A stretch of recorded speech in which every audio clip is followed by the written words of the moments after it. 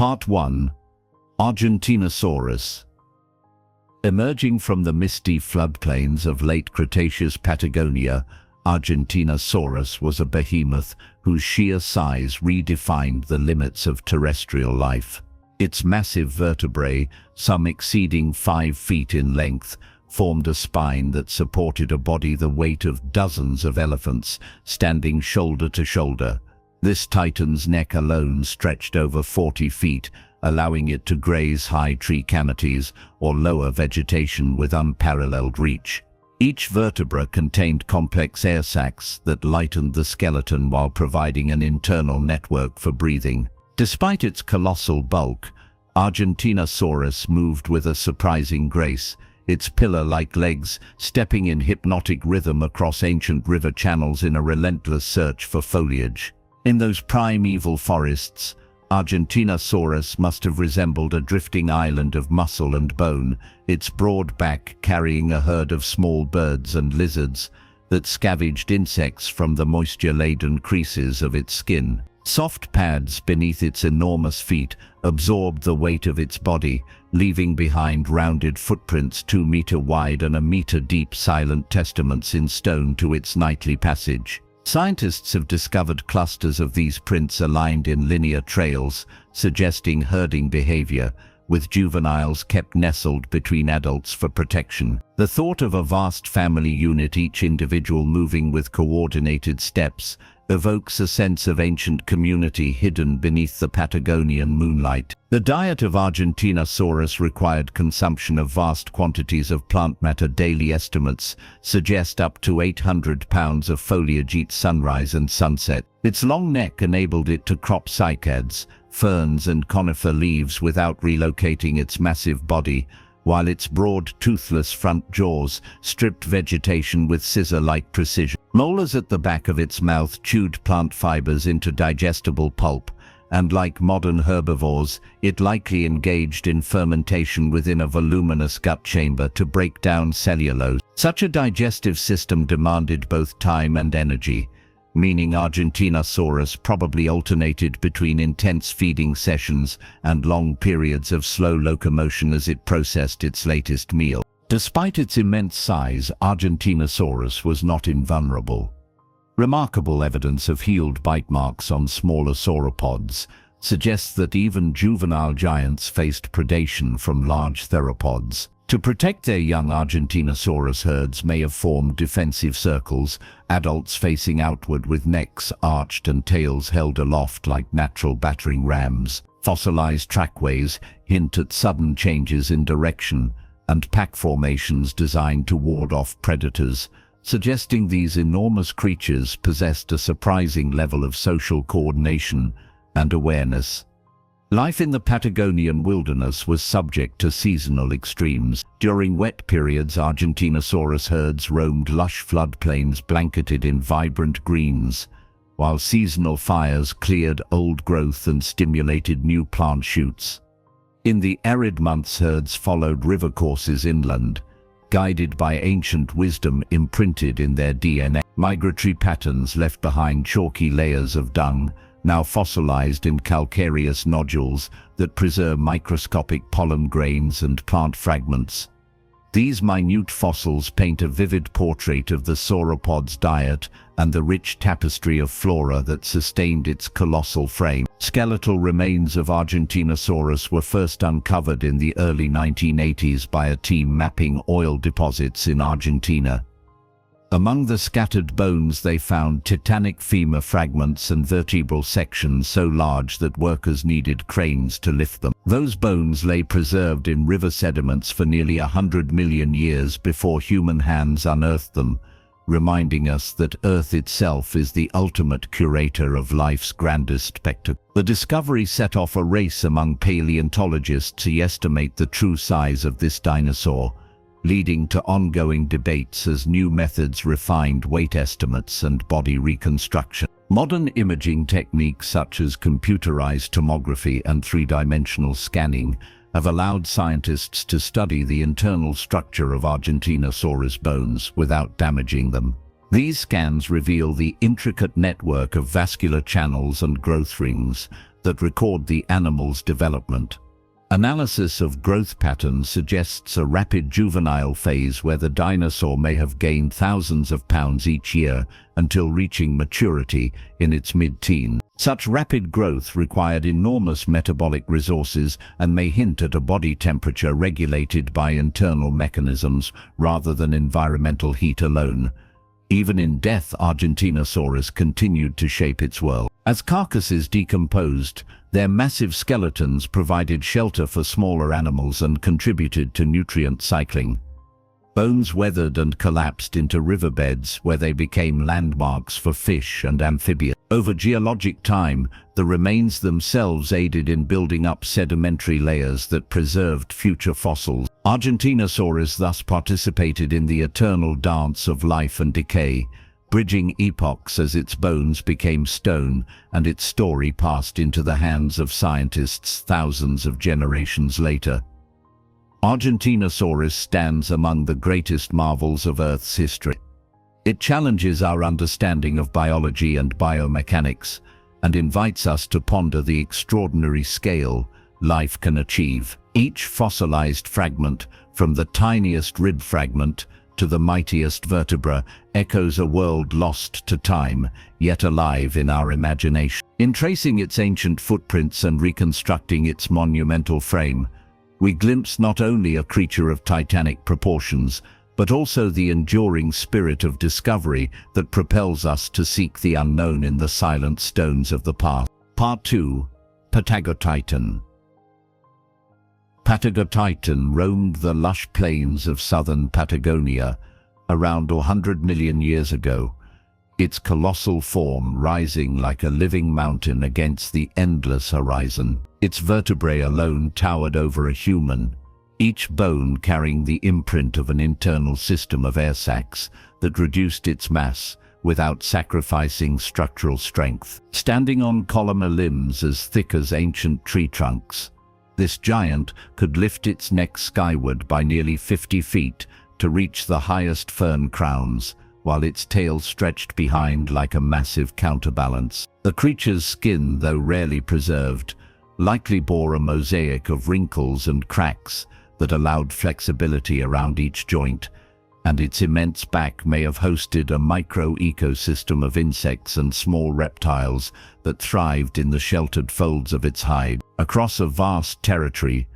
Patagotitan herds moved in measured lines following seasonal growth of vegetation, plucking cycads and immature palm fronds with toothless beaks that sheared plant matter like giant shears. Behind those beaks lay rows of spoon-shaped teeth that ground food in efficient pulping strokes, working in concert with a massive fermentation chamber in the gut to extract every calorie from tough cellulose. Estimates suggest these titans consumed upwards of a ton of plant material each day, their digestive processes powered by a sluggish metabolism, suited to a life of slow but constant growth. Juveniles, however, may have grown at a remarkable rate, adding thousands of pounds in a single season, propelled by bone histology that reveals highly vascularized growth rings akin to the rapid expansion seen in modern mammals. The discovery of Patagotitan fossils in 2014 transformed our understanding of sauropod gigantism. A team excavating in the Rio Negro province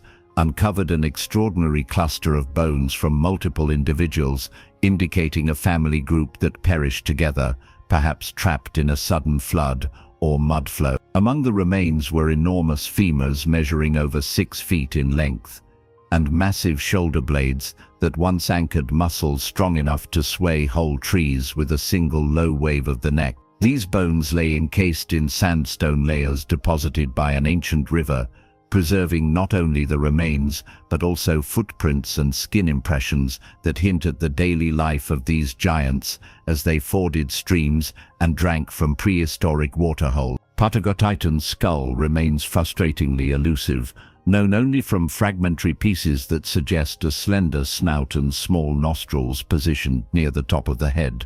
This arrangement likely allowed it to breathe while wading chest-deep into water to cool its massive body or escape biting insects. Its head may have borne rudimentary crests or hornlets used in social displays, their shapes and colors lost to time, but inferred from close relatives whose skulls preserve evidence of such adornments. Whether these giants engaged in head-butting rituals or gentle nudges during courtship remains a matter of speculation, but the interplay of bone scars and muscle attachment sites hints at social interactions far more complex than once believed for creatures of such immense size. Life among these titans was not without challenge. Predators such as Carcharodontosaurids prowled the edges of herds, seeking vulnerable young or infirm elders. In response, Patagotitan mothers may have formed defensive circles, their massive flanks linked to create an impenetrable barrier around offspring. Tail vertebrae show evidence of heel damage consistent with counterstrikes from large theropods, suggesting that the giant dinosaurs wielded their muscular tails not only for balance, but for powerful blows. Each strike could generate enough force to bend smaller bones, a testament to the latent strength coiled within those immense limbs. The environment that nurtured Patagotitan was subject to dramatic fluctuation. Volcanoes to the west occasionally blanketed the plains in ash, while seasonal monsoons swelled rivers and reshaped floodplains overnight. These titanic dinosaurs adapted by migrating long distances, their vast knowledge of water sources and grazing grounds passed down through generations. Isotopic analysis of bone phosphate reveals shifts in diet and water intake that align with these seasonal movements, painting a picture of survivors finely tuned to their changing world. Their footprints, preserved in ancient mudflats, form endless highways that crisscrossed prehistoric Patagonia, landmarks for those of their kind and clues for future scientists unearthing their bones. Despite their gargantuan proportions, Patagotitan and its kin displayed remarkable energy efficiency. Their legs, despite carrying massive loads, moved with a pendulum-like motion that conserved energy, and their lung system used flow-through air sacs to extract oxygen more efficiently than a simple bellows lung would allow. This respiratory system, similar to that of modern birds, kept the enormous body supplied with the oxygen necessary for cellular metabolism. Combined with a heart capable of pumping blood to the head and tail against gravity, these adaptations illuminate how life can push biological systems to extremes that verge on the miraculous. In the sedimentary pages of Patagonia's fossil record, Patagotitan stands as a towering symbol of life's capacity for scale and adaptation. Each bone, each trace fossil, tells a story of survival, of social bonds, of migrations across harsh landscapes, and of ecosystems shaped by giants. And in the silent stillness of museums and laboratories, where scientists gently probe these relics of deep time, the legacy of Patagotitan endures as a beacon of curiosity, a reminder that even the largest of creatures are composed of delicate balances and intricate designs. In tracing their footsteps and reconstructing their massive forms, we reconnect with a world both alien and intimately connected to our own, a world where the simple act of existing could tower above the sky. Part 3. Dreadnoughtus. Dreadnoughtus was uncovered in the wind-swept plains of southern Patagonia, its name evoking the indomitable battleships of old, a fitting tribute to one of the most massive land animals ever recorded. With femurs measuring over 6 feet in length and a humerus rivaling the height of a tall human, this titan of the late Cretaceous was a walking cathedral of bone.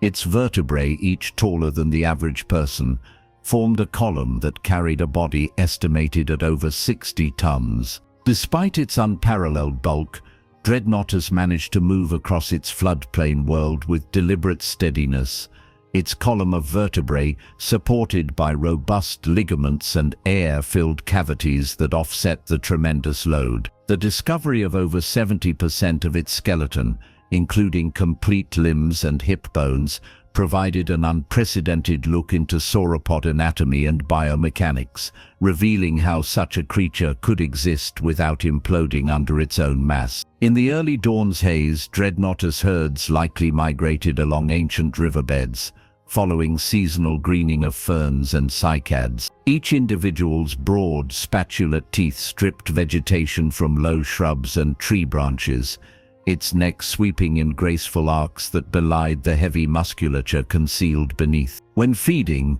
the titan's wide muzzle functioned like a landscape mower, cropping vast swaths of foliage as its powerful throat muscles swallowed quarter-pound mouthfuls of plant material in one steady gulp. Analysis of wear patterns on recovered teeth indicates it may have favored certain tough plant species, grinding them down with a combination of dental batteries at the back of its jaw and a rumbling gizzard-like organ in its enormous gut. This dual approach to feeding ensured it extracted maximum nutrients from a world where every calorie counted in the body of a 60-ton behemoth.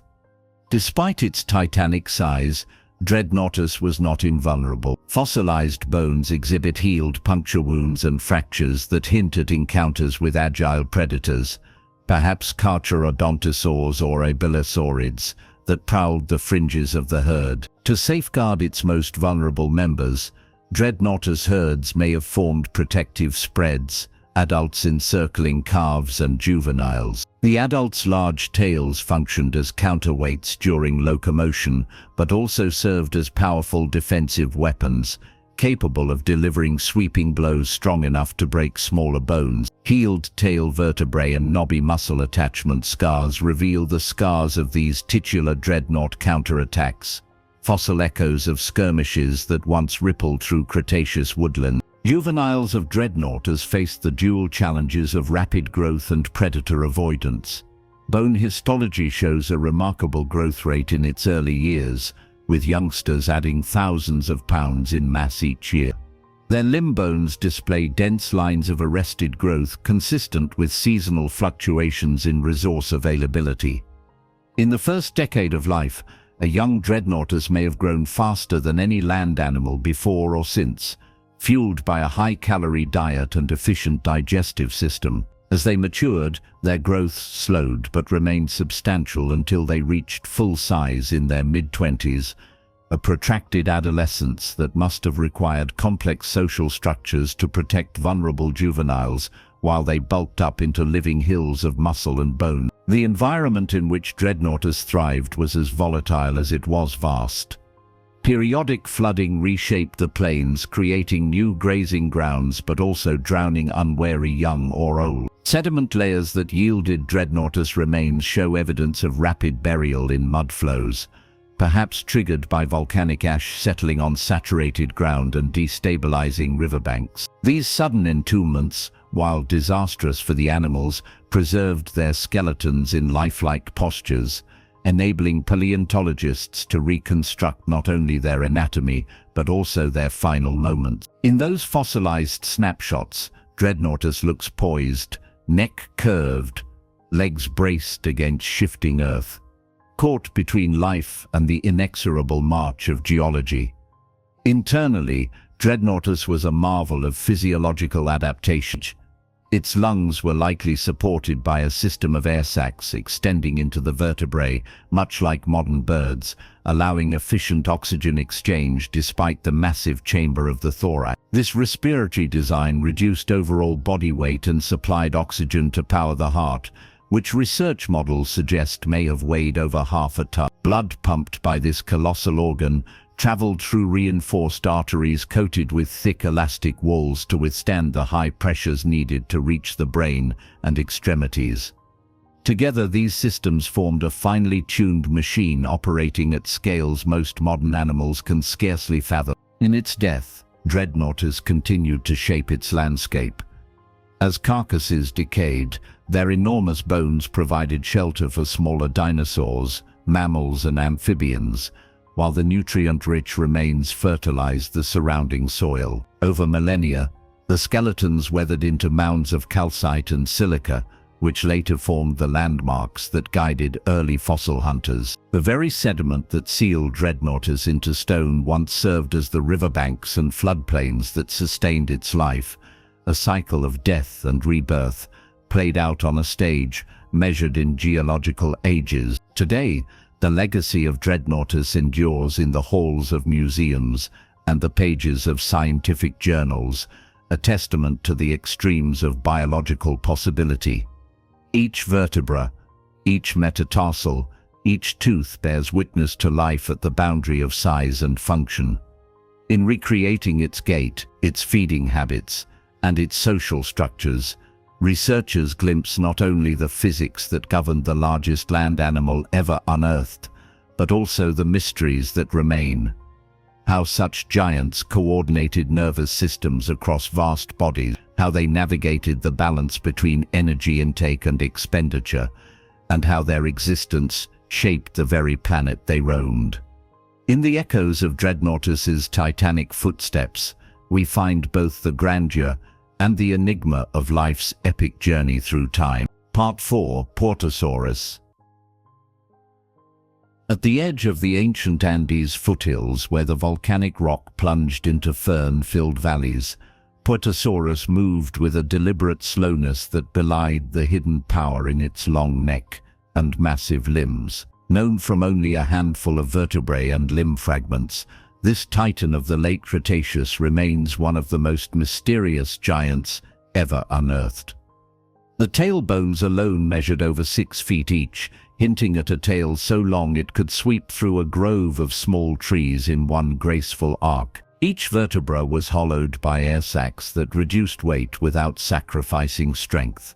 Together they formed a backbone that supported a body 8 times the mass of the largest African elephants. Even in fragmentary form, Portosaurus demands awe just by the scale of its surviving bones. Its discovery in 2001 by a team working amidst volcanic outcrops revealed more than size. It revealed a story of an ecosystem marked by extremes of climate and elevation. The volcanic ash layers preserved in the same sediments that yielded Portosaurus indicate periodic eruptions that reshape the land overnight. As columns of ash choked the sky, herds of this giant would have sought shelter in valleys where fresh water still ran clear. Once the storms passed, the dinosaurs would wander back into newly sprouting plains, feeding on tough cycads and conifers whose regrowth thrived on nutrient-rich soils. Their footprints, though rarely found, would have formed a hidden highway across the Cretaceous landscape, linking feeding grounds to nesting sites.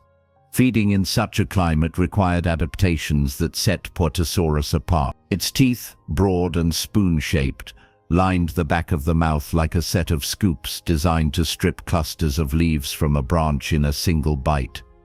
At the front of the skull, the lack of teeth suggests a beak-like sheath of keratin that cropped vegetation. Behind that, the chew surfaces on molars ground the plant matter into small particles, ideal for fermentation. This fermentation likely occurred in a vast gut chamber capable of processing thousands of pounds of food each day. With so much biomass constantly moving through its digestive tract, Portosaurus played a key role in seed dispersal, spreading the flora of its homeland far and wide. Its limbs, though fragmentary in the fossil record, hint at a walking style more graceful than most imagine for such a massive creature. The thigh bones show evidence of strong muscle attachment points that would have driven each step with the power of a hydraulic press. Yet the joints themselves were shallow and rounded, allowing slight rotational movement that smoothed the gait. Rather than a lumbering trudge, Portosaurus may have moved more like a floating skyscraper lofted on springs, each step conserving energy through a combination of muscle elasticity and ligament rebound. Social behavior in Portosaurus is even more elusive. The few known specimens come from widely separated sites, implying a range that spanned thousands of square miles.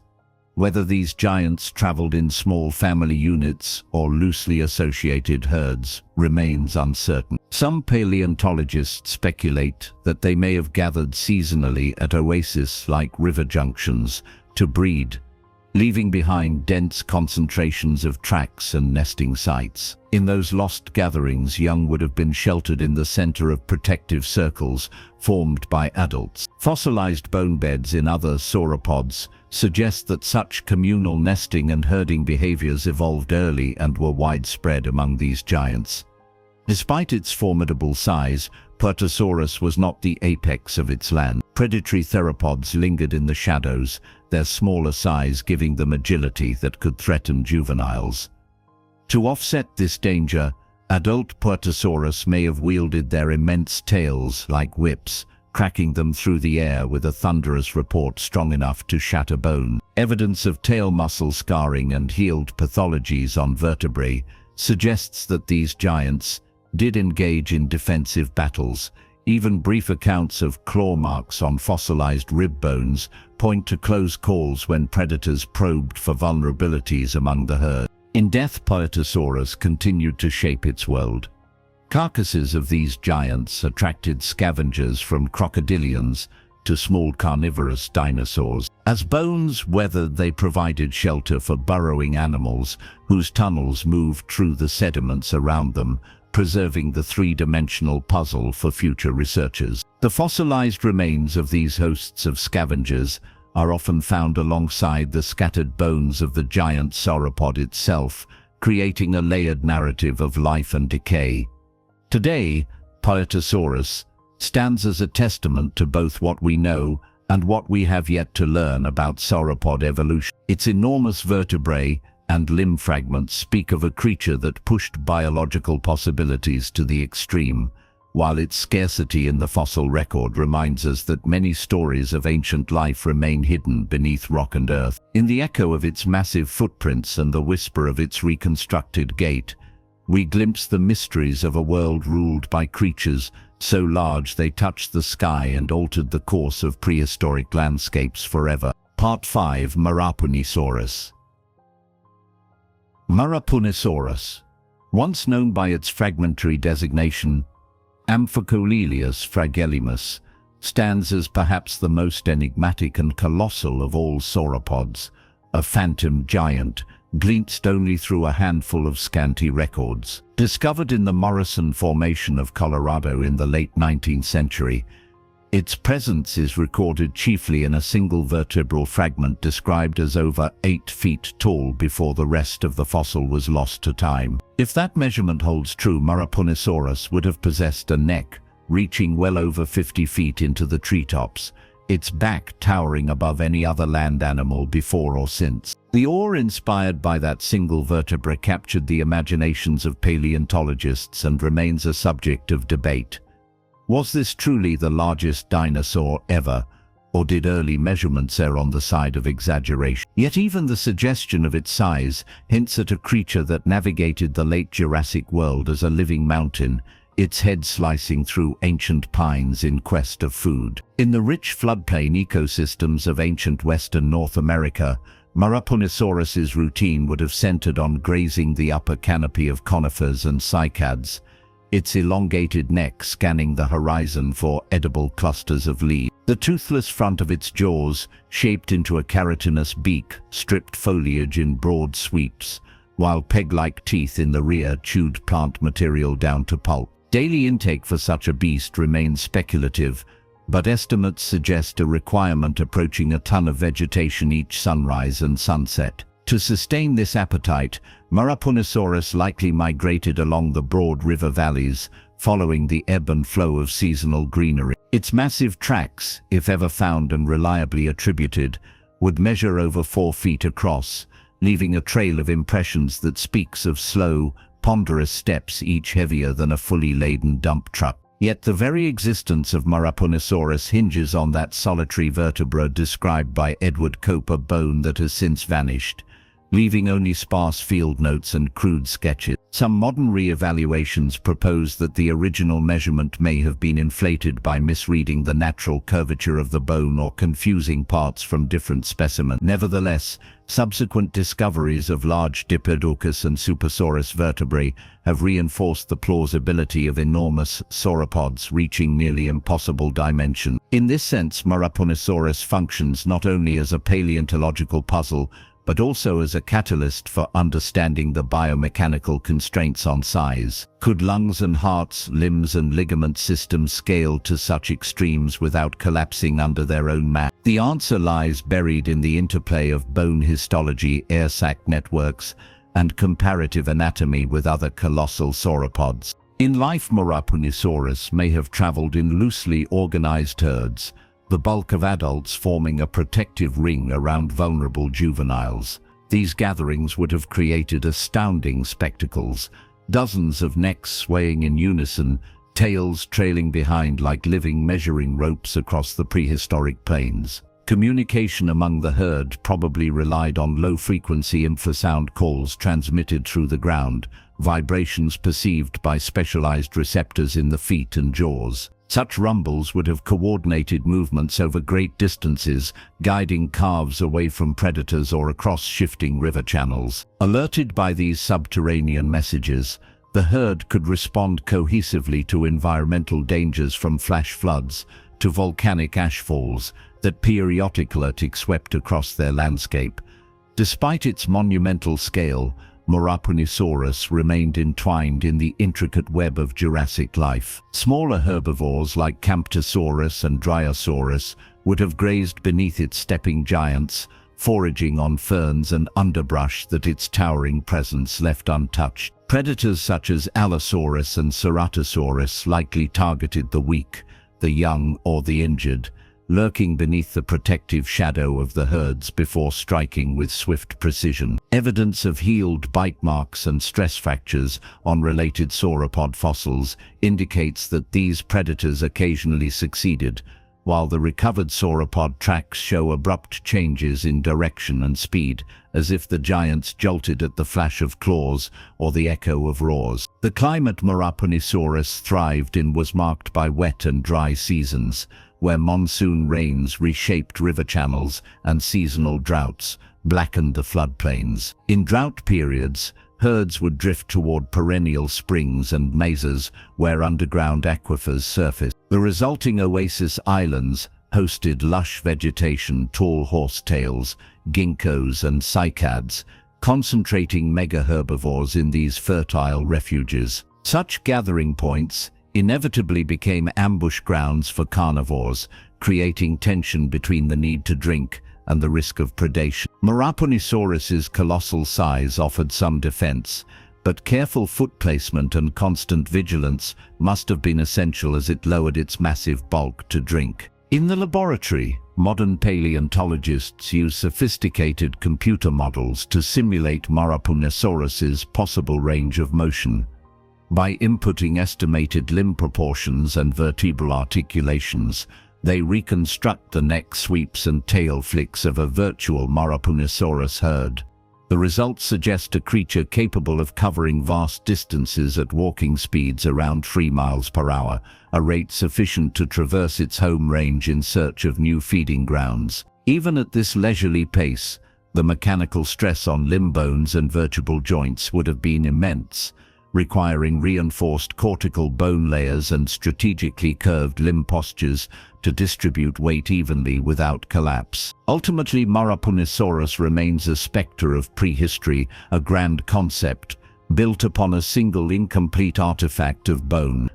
Its legend underscores both the ambition and the caution of paleontological science, the drive to reconstruct the most incredible inhabitants of Earth's past, and the humility to acknowledge the gaps in our knowledge. Whether Murapunisaurus truly rivaled or even exceeded its more complete cousins in scale, it stands as a monument to the boundless possibilities of evolution. Each new sauropod discovery refines our understanding of how Earth sustained these gentle giants, pushing the frontier of size and reminding us that life's capacity for innovation knows no easy limits. In the hush of museums around the world where sauropod mounts tower overhead and vertebrae gleam under spotlights, the tantalizing possibility of Murapunisaurus lingers, a whisper of a giant that walked ancient floodplains, its neck brushing the morning clouds, its footsteps echoing through time. And in that whispered memory we find inspiration and wonder,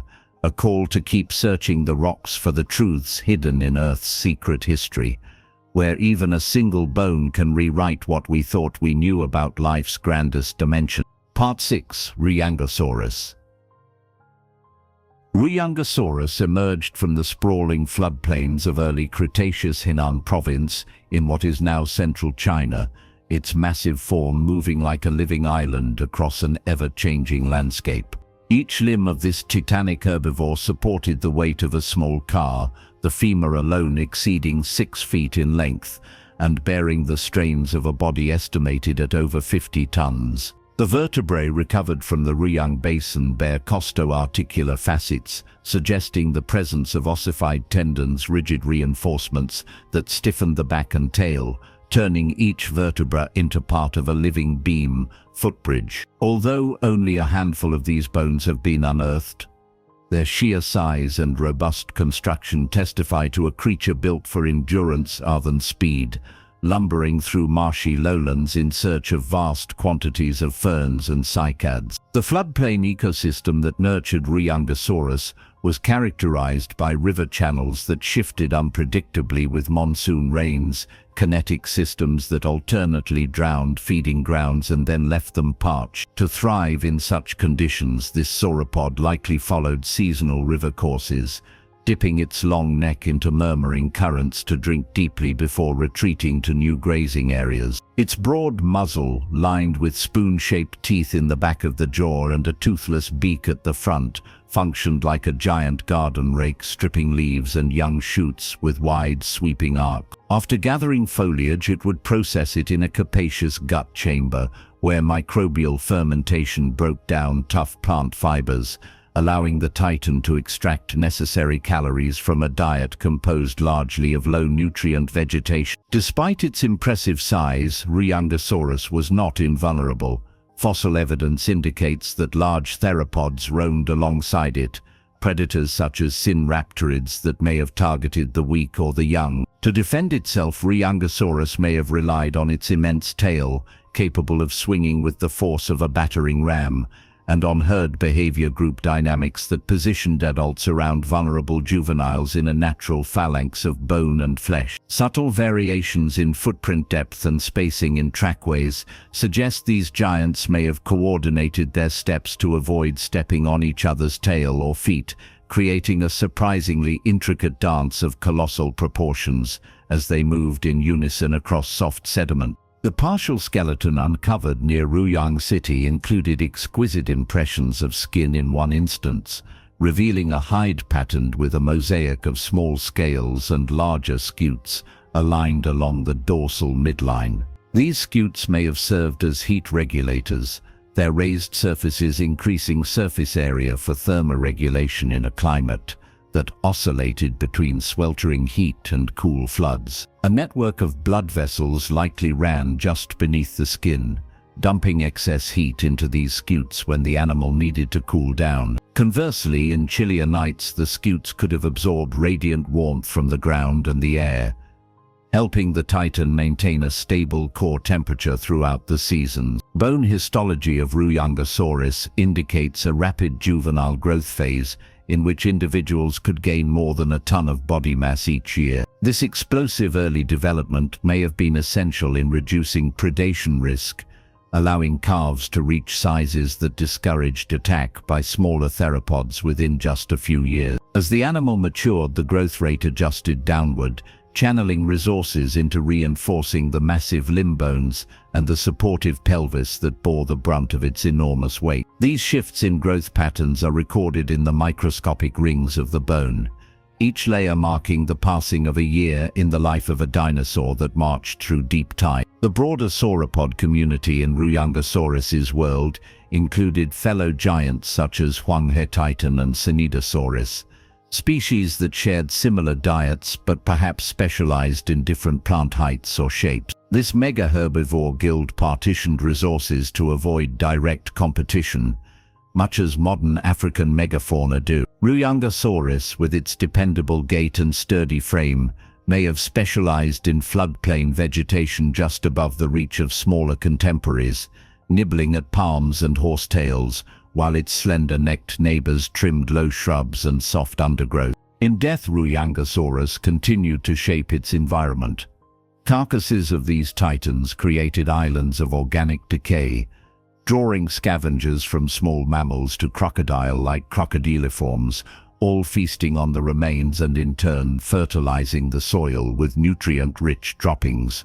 Over centuries, these bones would weather into calcium-rich mounds, influencing local vegetation patterns by creating pockets of enriched soil where certain plants thrived. In this way, the life and death of Ruyangosaurus echoed through the ecological web, altering plant communities and sustaining a diversity of creatures long after its flesh had returned to the earth. Today, Ruyangosaurus stands as a testament to Earth's capacity for creating forms so immense they strain our understanding of biomechanics and metabolism. Its fragmentary bones, though humble in number, unlock questions about how sauropods balanced size with mobility, how they navigated shifting climates, and how they coordinated social behaviors at a scale we can scarcely imagine. In tracing its fossilized footprints and reconstructing its colossal frame, paleontologists and enthusiasts alike glimpse the sublime and ancient world where living hills of muscle and bone moved with quiet determination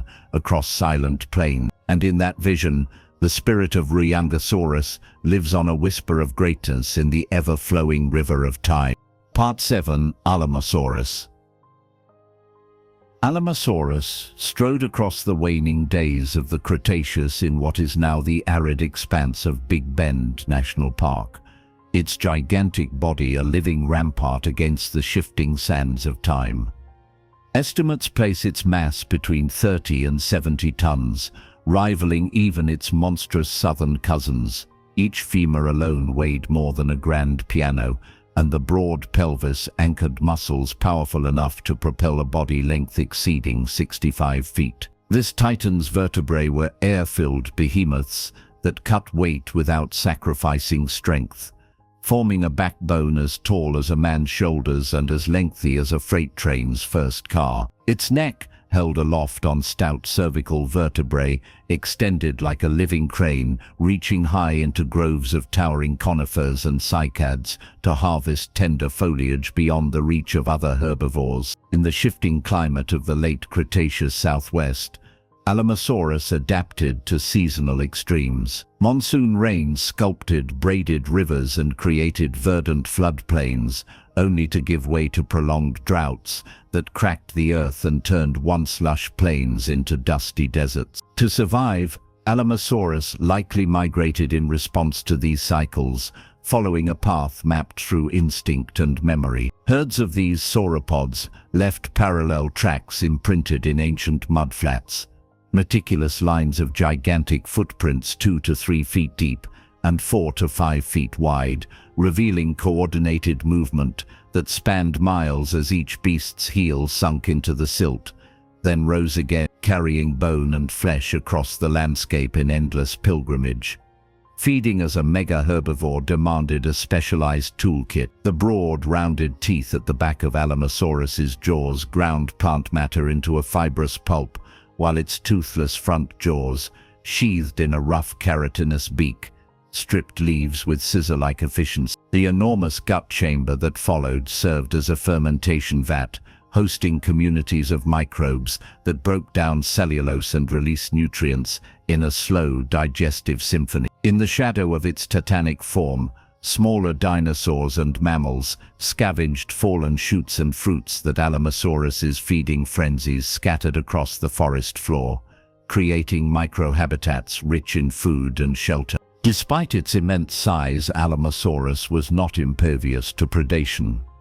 Remains of smaller theropods like Tyrannosaurus rex and the agile raptors of the genus Dromaeosaurus bear tooth marks, matching juvenile sauropods, suggesting these predators targeted the young, the sick, or the infirm. To shield their offspring, Alamosaurus herds may have formed defensive rings, adults standing shoulder to shoulder with tails raised like giant clubs. Tail vertebrae show signs of healed fractures and embedded gouges, scars that whisper of fierce confrontations as predators dared to breach the living wall, only to be repelled by Titan's tail. The social fabric of Alamosaurus herds remains a subject of fascination. Bone beds containing dozens of individuals suggest communal nesting grounds where females laid clutches of eggs in sandy hollows.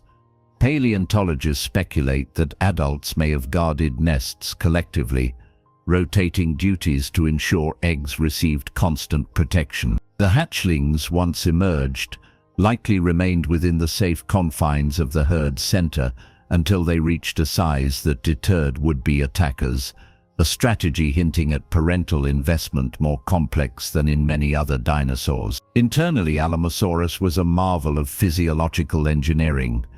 Its respiratory system employed a series of air sacs extending from the lungs deep into the vertebrae, enabling unidirectional airflow similar to living birds. This adaptation ensured a continuous supply of oxygen to a massive body, while simultaneously reducing skeletal weight. The heart, gargantuan by any standard, pumped blood through reinforced arteries designed to withstand high pressures necessary to reach the brain at the top of a neck stretching over. Together, these systems maintained a stable internal environment through extremes of heat and exertion, sustaining life at scales that challenged the imagination. The world around Alamosaurus was not static.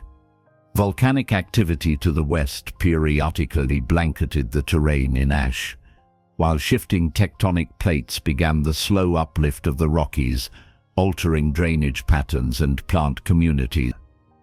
Alamosaurus and its kin would have followed these ecological transformations, adapting their migrations and feeding habits to the changing mosaic of their homeland. Their fossils, though rarer than those of their Morrison Formation cousins, capture a snapshot of these final Cretaceous chapters, a time when dinosaurs were on the brink of extinction, yet still reached their greatest heights of diversity and grandeur. In museums and field sites, the colossal bones of Alamosaurus stand as silent sentinels of a bygone era.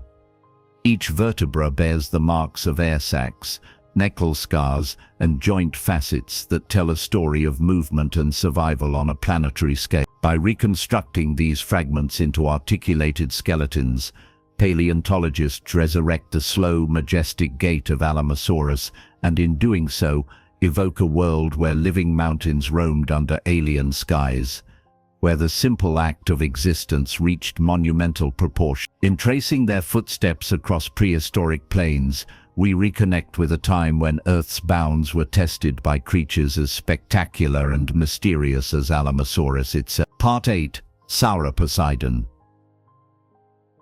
Sauroposeidon towered above its contemporaries in the early Cretaceous North America, its neck soaring to heights previously unknown in the dinosaur fossil record. Discovered in Oklahoma, this giant's cervical vertebrae measure over 6 feet in length, each one bearing an intricate lattice of pneumatic chambers that lightened the skeleton while preserving remarkable strength. When fully assembled, Sauroposeidon's neck may have reached over 50 feet into the treetops, allowing it to browse vegetation unreachable by any other land animal. Beneath this skyward crane lay a body mass estimated at upwards of 40 tons, yet balanced on columnar limbs, structured like living pillars. Each stride carried the weight of a dozen automobiles, the bones absorbing impact through robust cartilage buffers that prevented collapse under massive loads. In the floodplains and river deltas where Sauroposeidon roamed, seasonal rains transformed arid landscapes into verdant feeding grounds. Vast groves of conifers and primitive angiosperms sprouted fresh foliage, and this titan planted its broad muzzle among the uppermost leaves, stripping canopy branches with a powerful scissor motion of beak and peg teeth. Pocketed behind those front blades lay rows of spoon-shaped molars optimized for pulping plant fibers. As water levels rose beneath its feet, Sauroposeidon may have waded chest deep into shallow channels, its nostrils perched at the crown of its skull to breathe while submerged. Such a tactic would have allowed it to cool its massive body and escape biting insects, transforming waterways into both highways and sanctuaries. Despite its gargantuan neck and serene presence, Sauroposeidon was not immune to the challenges of survival. Juvenile individuals grew at astonishing rates, surpassing those of any modern mammal, packing on thousands of pounds in a single year to outgrow predatory threat. This rapid growth required an efficient metabolic system and a cardiovascular framework capable of pumping blood through a neck 5 times the length of a giraffe. The heart itself, though never recovered, must have been a monumental organ encased within a sturdy ribcage that buffered each powerful beat. Oxygen delivery was likely aided by an extensive air sac network extending into each vertebra, ensuring that the brain and limb muscles received a constant supply of gas even during prolonged browsing sessions. Social behaviors in Sauroposeidon herds remain speculative but tantalizing.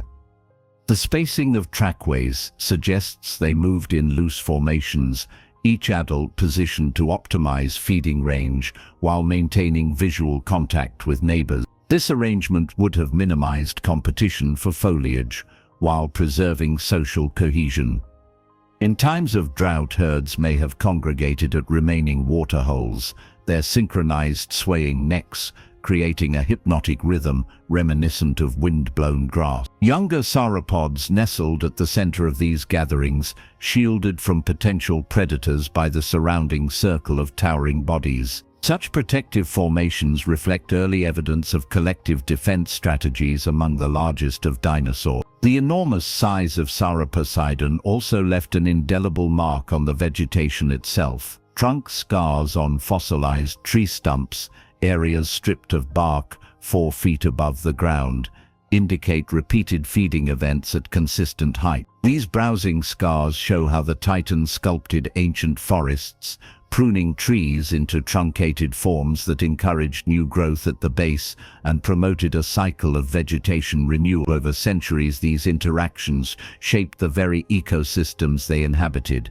with clearings of grazed canopies allowing sunlight to penetrate and fostering a rich undergrowth of ferns and flowering plants. In the moments before and after each feeding, Sauroposeidon orchestrated its enormous head and neck with astonishing subtlety. Coordinated muscle pulls along the base of the neck adjusted the angle of descent and ascent, with dorsal and ventral muscles working in harmony to pivot vertebrae smoothly. Studies of modern bird respiratory mechanics hint at comparable control in the air sac system of sauropods, where slight shifts in air pressure could fine-tune neck movement. Such neuromuscular precision ensured that each sweeping turn through the canopy was deliberate and nearly silent despite the mass of the body below, transforming each browsing session into a quiet symphony of muscle and bone. The discovery of Sauroposeidon vertebrae in massive bone beds alongside other sauropods and theropods offers a window into a world in constant flux. Volcanic eruptions periodically blanketed the region in ash, while river courses migrated unpredictably, leaving behind quicksand traps and oxbow lakes. Sauroposeidon carcasses sometimes became the epicenters of rich fossil deposits, where scavengers of all sizes descended to feed. Teeth marks on these bones reveal intricate battles for access to marrow and sediment layers, capturing that final moment of drift and decay, preserve the echoes of life's last breath. Today, Sauroposeidon remains a testament to the breathtaking extremes of life on land. Its soaring neck and colossal limbs challenge our understanding of physiology and biomechanics and inspire ongoing research into how such giants stood, moved, and thrived. In reconstructing its skeleton and tracing its footprints across ancient mudflats, we step into a bygone world where Earth itself seemed small beneath heads held high with unbridled intent. Sauroposeidon's legacy invites us to marvel at the grandeur of evolution that once elevated life into the sky. Part 9. Turriosaurus. Turriosaurus emerged from the verdant floodplain forests of late Jurassic Spain as a colossal giant that reframed our understanding of European sauropods. Its discovery near Zaragoza unveiled vertebrae and limb bones previously unseen outside of North America, revealing a lineage of titans that once roamed across 2 continents. The humerus alone measured over 2 meters in length, bearing the massive muscle scars of an animal capable of supporting a weight estimated at 40 tons. Each cervical vertebra was elongated and robust, foreshadowing a neck long enough to sweep through the uppermost ferns and cycads. Yet those same vertebrae contained pneumatic chambers suggesting a sophisticated respiratory system, echoing the bird-like air sac networks found in its more famous sauropod cousins. As Turriosaurus moved through the paleo-ecosystem, it must have cast a shadow so vast that no creature could mistake its presence, a living testament to nature's capacity for scale and wonder. The floodplains Turriosaurus inhabited were a tapestry of braided rivers, swampy marshes, and patches of coniferous woodland shaped by seasonal monsoons and volcanic ashfalls. Amid this shifting landscape, Turriosaurus herds likely followed the greening of young shoots, cropping vegetation with wide spatulate teeth in the rear of their jaws, and using a toothless beak to nip off succulent branches. Their daily diet may have approached 1.5 tons of plant matter, enough to feed several modern elephants,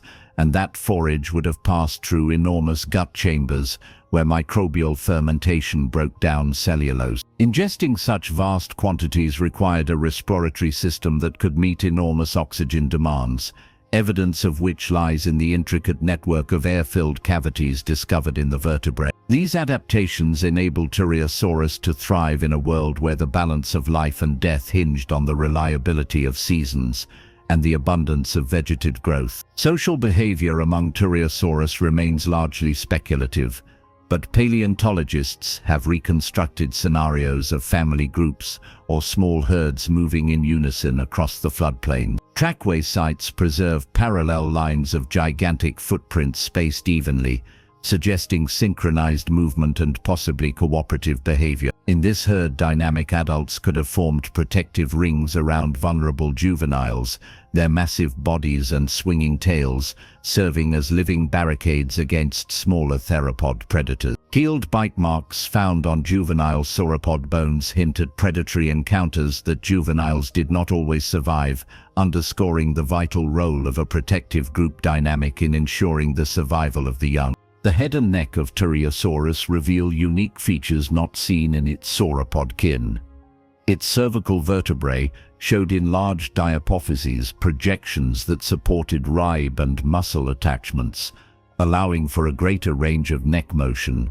This flexibility would have let Turriosaurus forage across a wide horizontal swath without moving its body, conserving energy and reducing vulnerability. Fossilized neck bones exhibit subtle variation in bone texture and density, reflecting the mechanical stresses of sweeping motions and suggesting that these animals adapted their neck structure based on feeding habits and habitat structure. Such nuanced variations highlight the evolutionary ingenuity that enabled these titans to exploit diverse ecological niches. Life on late Jurassic floodplains was not without peril. Predators of the time, including large allosaurids and the early kin of Ceratosaurus, posed a constant threat, especially to juvenile members of the herd. Evidence of healed tail vertebrae and battered limb bones in adult Turriosaurus specimens indicates that these giants sometimes used their massive tails to fend off attacks, delivering bone-breaking blows that protected the herd from encroaching carnivores. Such defensive behaviors likely involved coordinated movements that maximized the reach and impact of the tail, but minimized exposure of the vulnerable underbelly, reflecting an evolutionary arms race between sauropod size and theropod agility. As seasons changed and floodwaters rose, Turriosaurus herds adapted by migrating to higher ground, tracing ancient trade routes that shifted with each flood and drought cycle. These migrations left behind a network of nested trackways carved into hardened river terraces, layered upon each other like the pages of a diary detailing migratory patterns. Analysis of these trackways reveals not only the average pace of movement but also the timing of departures and arrivals, sudden surges of scuttle steps followed by lengthy periods of rest. In the details of foot impressions, paleontologists can detect subtle shifts in limb posture and stride length, reflecting the changing ground conditions and herd composition as juveniles matured and new individuals joined the group. The fossil record of Turriosaurus extends beyond bones to include rare impressions of its skin that suggest a mosaic of small pebbly scales interspersed with larger osteoderms along the dorsal midline. These bony nodules likely served both as protection against abrasion during foraging and as visual signals within the herd.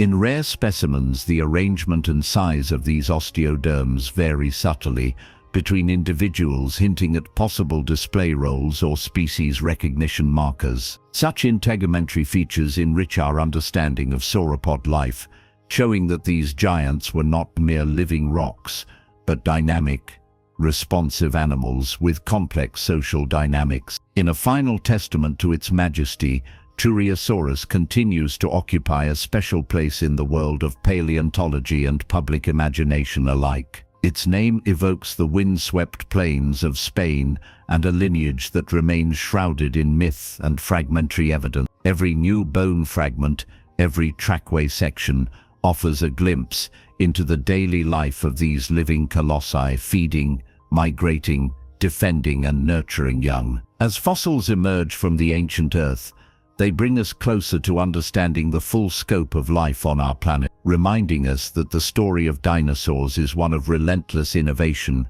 adaptation, and the quiet grandeur of creatures that once ruled the world's landscapes in scales that still resonate through stone. Part 10. Brachiosaurus.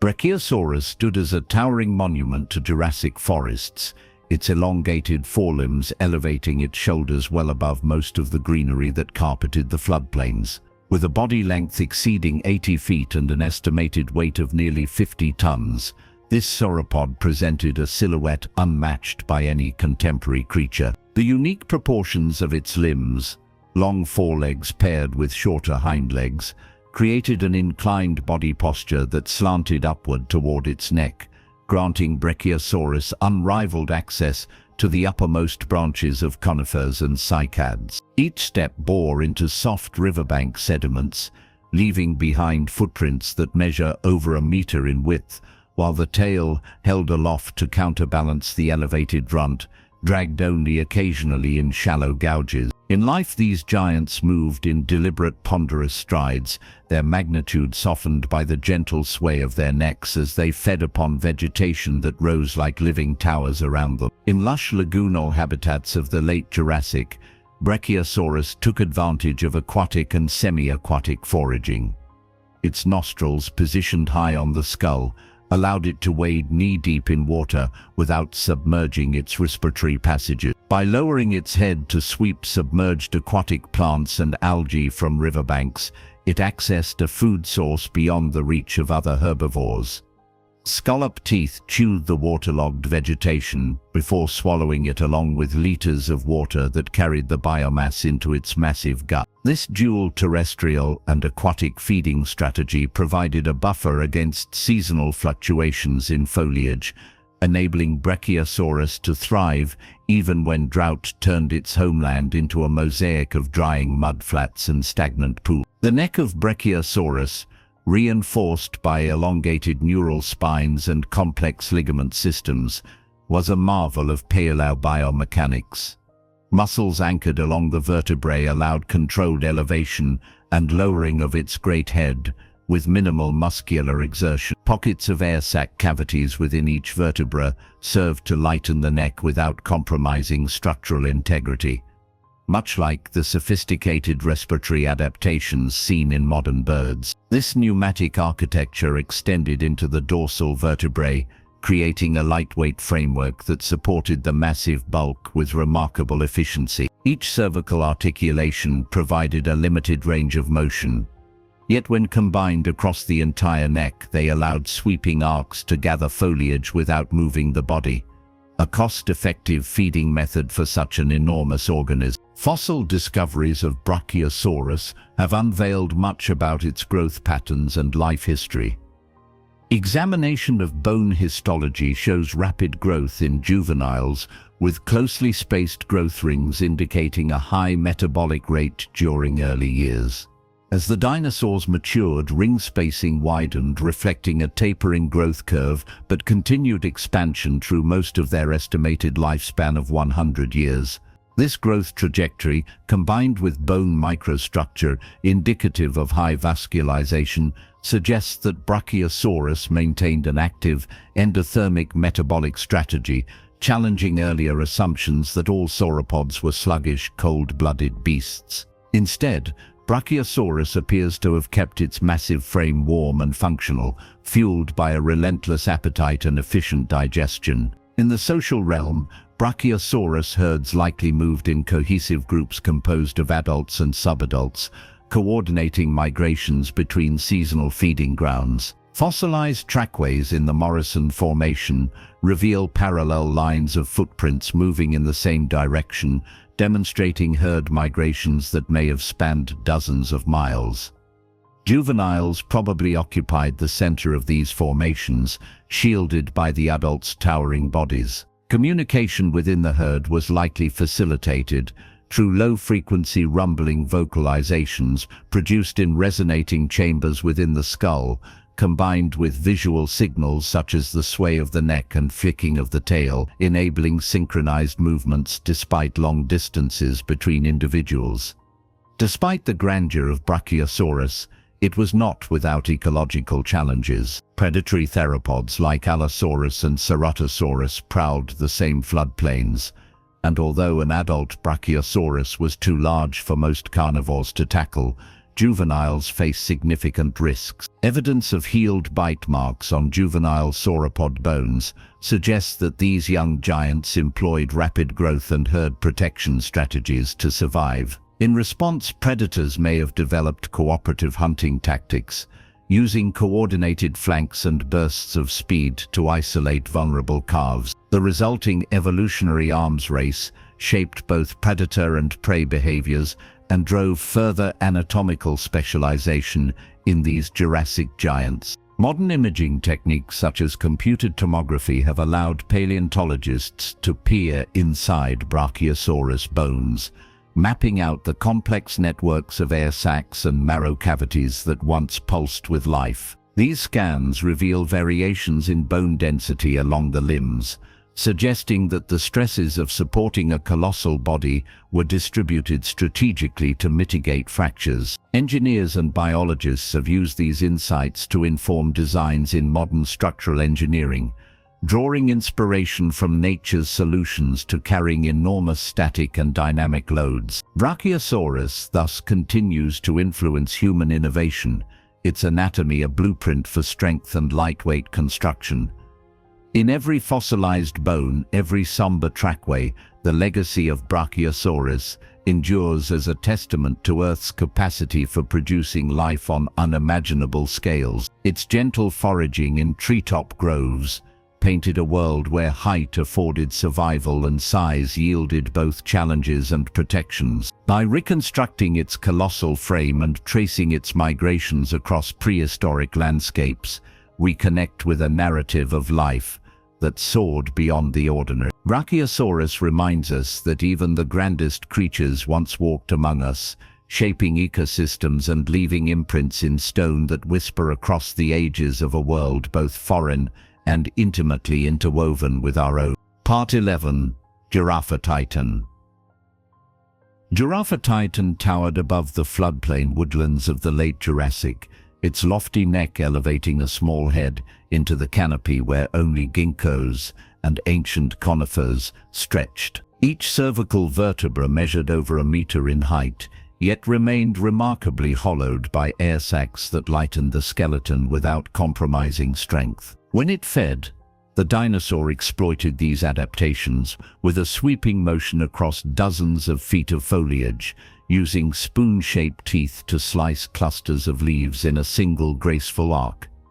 Its forelimbs were longer than the hind limbs, creating a sloping back that angled the head toward the sky. This unusual limb ratio placed the massive shoulder girdle high above the pelvis, so that Giraffatitan could reap the highest branches inaccessible to contemporaries. In living memory, Giraffatitan must have looked like a living tower shifting through a green sea where its neck and head emerged far above the waves of vegetation. Each step of Giraffatitan carried the weight of a small house, yet it moved with a deliberate steadiness that preserved joint integrity. The 5 weight-bearing bones of each foot formed a broad base that distributed pressure evenly, enabling traversals of soft mudflats created by seasonal monsoon. Footprint casts show rounded impressions a meter across, with heel scoops fashioned by thick pedal pads that formed natural shock absorbers. When drinking at the water's edge, the giant lowered its head until the palate grazed the surface while nostrils remained above waterline, reducing inhaled sediment. This wading stance allowed Giraffatitan to satisfy its thirst without risking submergence, a delicate dance between mass and environment that few modern animals could emulate.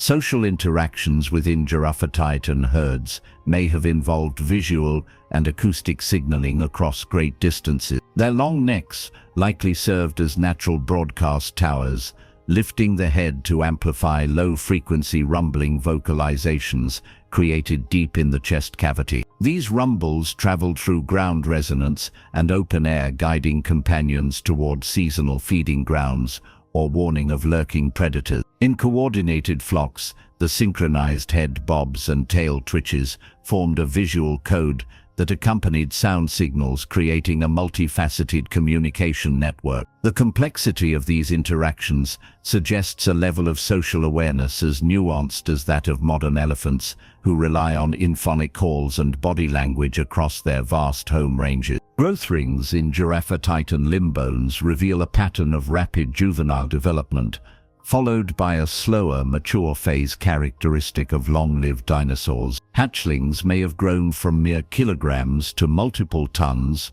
within a decade, driven by voracious feeding and efficient gut microbiota, adapted to processing tough plant fibers.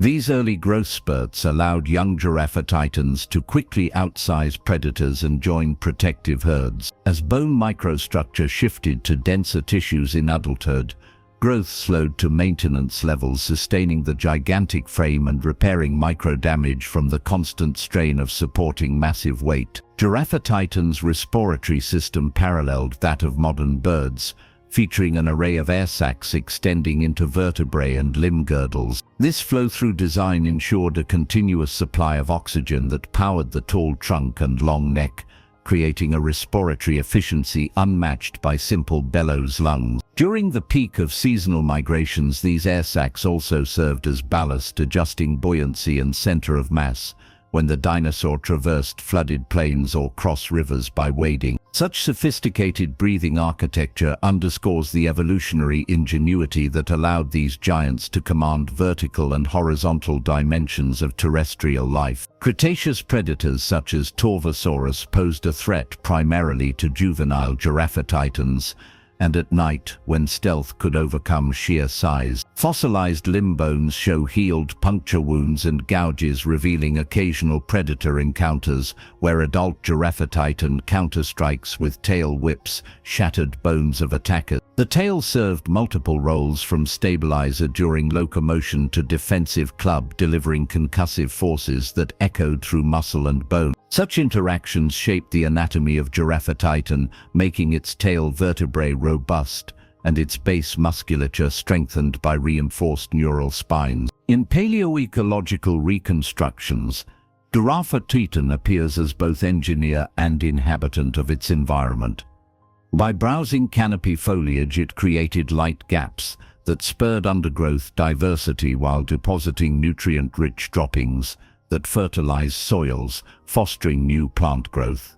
Its massive footprints created microhabitats for amphibians and small reptiles, collecting water in natural basins and silt in wheel depressions, shaping the local ecosystem. Even in death, Giraffatitan skeletons became focal points for scavengers, whose feeding trails and burrowing marks preserved the post-mortem story in the sediment record. In the modern age, Giraffatitan's legacy is preserved in mounted skeletons reaching toward museum ceilings and 3D models, guiding researchers in biomechanics studies. Its towering presence continues to inspire awe and curiosity, demonstrating how life once tested the boundaries of size, gravitation, and biology. As paleontologists uncover new bones and refine models of posture, breathing, and foraging behavior, the story of Giraffatitan grows richer, reminding us that the Earth once bore giants, whose every bone and scale sang of evolution's grandest ambition.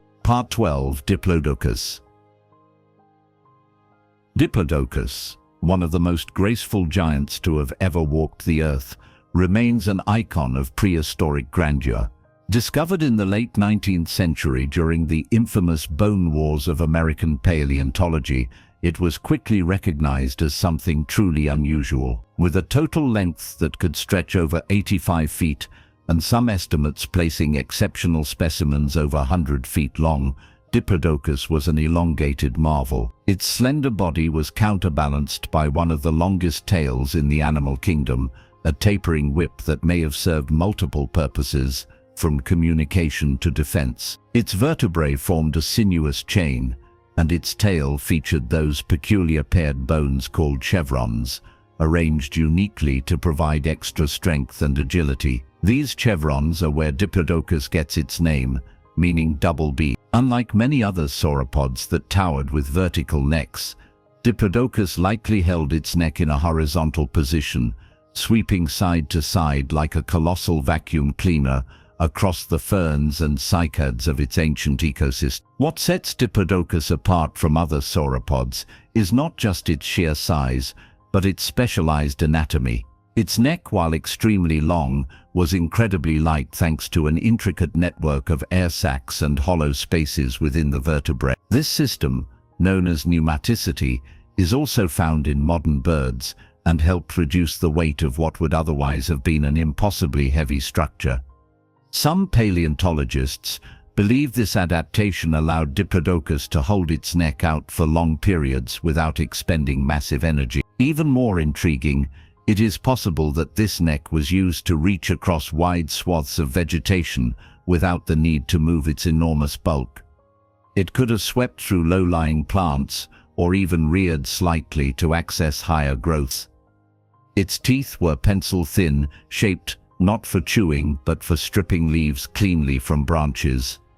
Positioned at the front of the snout, they created a comb-like rake, perfect for gathering massive amounts of plant material quickly and efficiently. Unlike many of its Jurassic cousins, Diplodocus may have had a more dynamic method of defense than simply relying on size.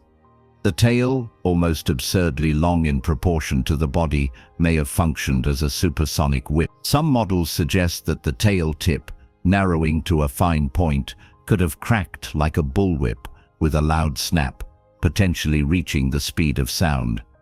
Whether used to ward off predators or to communicate with herd members, this built-in weapon was both elegant and terrifying. There are even theories suggesting tail scars and vertebral damage in some fossils might hint at repeated use or violent confrontation. Such a mechanism would have been highly effective against large theropods of the day, including the formidable Allosaurus, which roamed the same ancient floodplain. Diplodocus lived during the late Jurassic, approximately 150 million years ago, in what is now the western United States. The Morrison Formation, a fossil-rich geological layer, has preserved entire ecosystems from that era, showcasing a landscape teeming with other sauropods, stegosaurs, and predators. Diplodocus was not alone in its domain, but had to compete with other massive herbivores like Apatosaurus, Barosaurus, and Camarasaurus. This coexistence has led researchers to suggest niche partitioning among these giants. Diplodocus, with its horizontal neck and forward-facing teeth, likely grazed at a different level from its more upright-necked cousins. This minimized competition and allowed multiple massive species to share the same environment without depleting resources. It is a silent example of prehistoric ecological harmony, orchestrated not by reason but by the slow march of evolutionary adaptation. One of the more curious theories surrounding Diplodocus involves how such a long-necked animal managed blood circulation, especially to the brain. For decades, paleontologists debated whether Diplodocus possessed a heart powerful enough to pump blood vertically up a neck over 20 feet long. Some proposed it had multiple hearts along the neck, while others suggested a system of valves or a combination of elevated blood pressure and special vessels.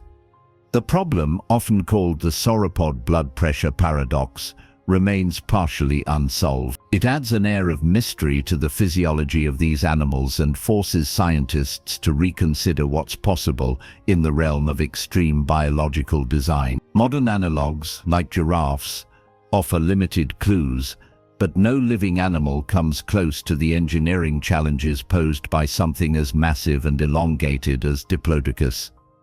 Adding to the intrigue, Diplodocus may have been a semi-aquatic browser, although this idea has largely fallen out of favor. Early reconstructions showed it wading through swamps, its long neck poking above the water like a snorkel. While it was once believed to be too massive to support its own weight on land, more recent studies show strong limb bones and hip structures capable of bearing immense load. Its limbs were columnar and pillar-like, with the front legs slightly shorter than the back, giving its spine a gentle slope from the shoulders to the hips.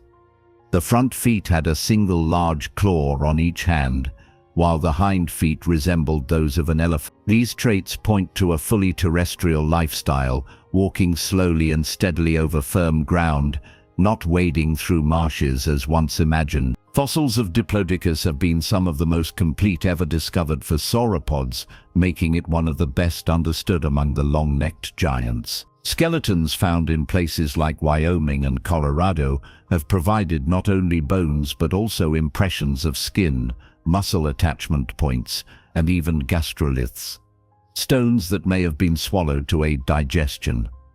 These details bring the dinosaur vividly to life. The skin impressions reveal a scaly hide, not smooth like some ancient depictions, and possibly featured raised spines or ridges along its back and tail.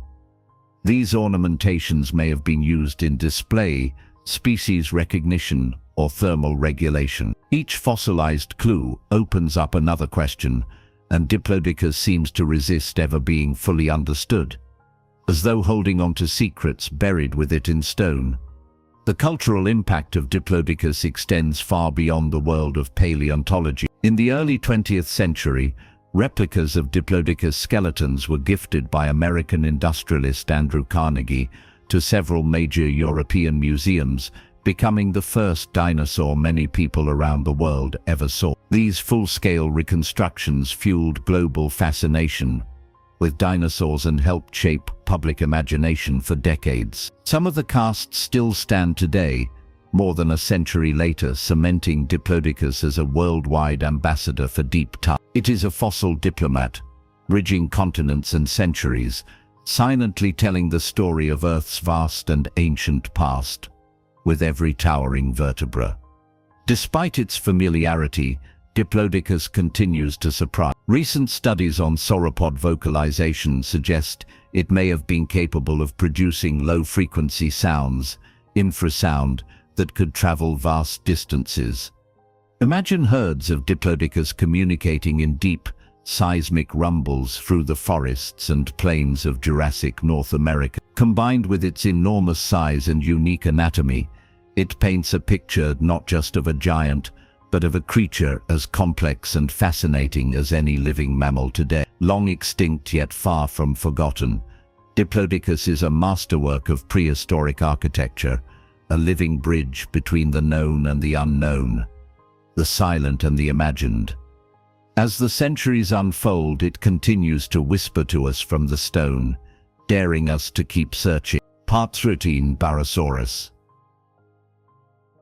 Barosaurus was an astonishing creature, a member of the Diplodocidae family, yet somehow even more spectacular in its proportions than its close relative Diplodocus. It lived during the late Jurassic, around 50 million years ago, and its name translates to heavy lizard, though its build was unusually elegant for something so massive.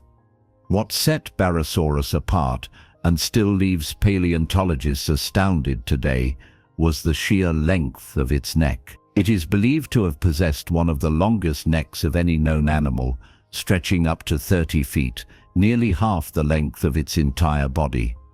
This neck wasn't just a biological showpiece, it was a marvel of structural design. Rather than being made of brittle or unwieldy segments, its cervical vertebrae were air-filled, reducing weight while maintaining strength. These adaptations gave Barosaurus the potential to reach vegetation high above its competitors, or to sweep its neck across a vast horizontal range, without having to reposition its massive body. Barosaurus fossils have primarily been unearthed in the Morrison Formation of North America, a treasure trove of late Jurassic life. This environment was a dynamic blend of floodplains, river channels, and forested areas, supporting a rich diversity of plant and animal life. Among the many giants that walked this terrain, Barosaurus stood out not only for its physical presence, but also for what it may represent about sauropod evolution. It likely coexisted with creatures like Stegosaurus, Allosaurus, and other massive sauropods, such as Apatosaurus and Camarasaurus. Unlike some of its cousins, Barosaurus had longer hind limbs than forelimbs, a feature that helped elevate the front of its body and may have contributed to a unique stance. There's speculation that Barosaurus may have reared up on its hind legs to access higher vegetation or to display dominance. Some reconstructions have even shown it balanced in a near-vertical pose, its tail acting like a counterweight, turning this gentle herbivore into a dinosaurian skyscraper. The mechanics of how Barosaurus managed to support and control such an immense neck remain one of paleontology's most puzzling and captivating subjects. The neck contained only about 15 vertebrae, yet each was elongated, sometimes over a meter long. This contrasts with animals like giraffes, which have the same number of neck vertebrae as humans, just 7. In Barosaurus, the joints between vertebrae had to allow both flexibility and strength, preventing dislocation while supporting tons of flesh and bone. Some researchers propose that strong ligaments and an intricate system of air sacs connected to the lungs helped reduce neck weight and provided stability. Blood circulation remains an unsolved mystery. Pumping blood to a head nearly 30 feet off the ground would have required immense vascular pressure.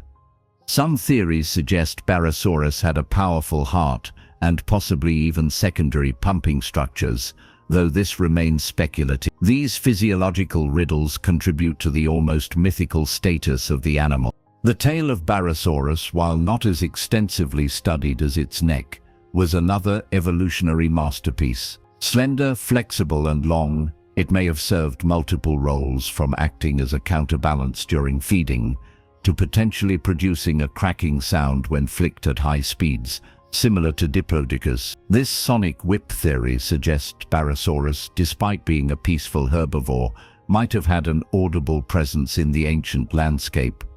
The idea that these enormous animals could communicate or defend themselves using sound alone only deepens the fascination around them. There's also evidence that their tails were muscular and dexterous enough to rap or flick at predators.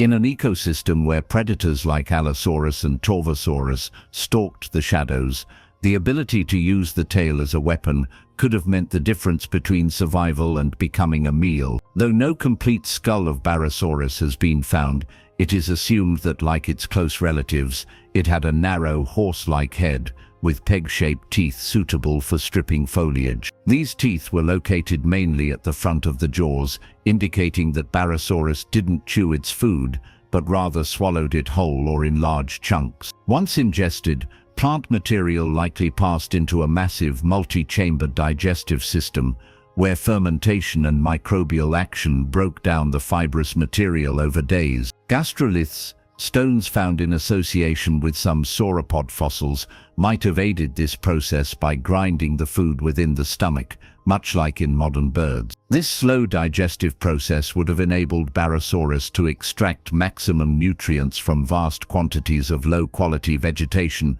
essential for sustaining an animal that weighed over. Paleontologists speculate that Barosaurus may have lived in herds or family groups, an idea supported by fossil bone beds containing multiple individuals. Living in groups would have offered protection from predators and improved access to food sources through collective movement and territory exploration. If herding behavior did exist, it opens up the possibility that Barosaurus communicated with low-frequency sounds, as seen in other proposed sauropods. These infrasound signals could have traveled over long distances, coordinating movement or signaling danger. Imagine entire herds of Barosaurus moving like slow-moving forest tides, each individual communicating in deep vibrations that resonated through the earth itself. These speculative but compelling behaviors add a level of mystery and awe to how these dinosaurs may have interacted within their environment. Perhaps the most dramatic and iconic portrayal of Barosaurus comes from a towering museum exhibit that captures a defensive pose, rearing back on its hind legs, its neck held high as it faces down an attacking predator.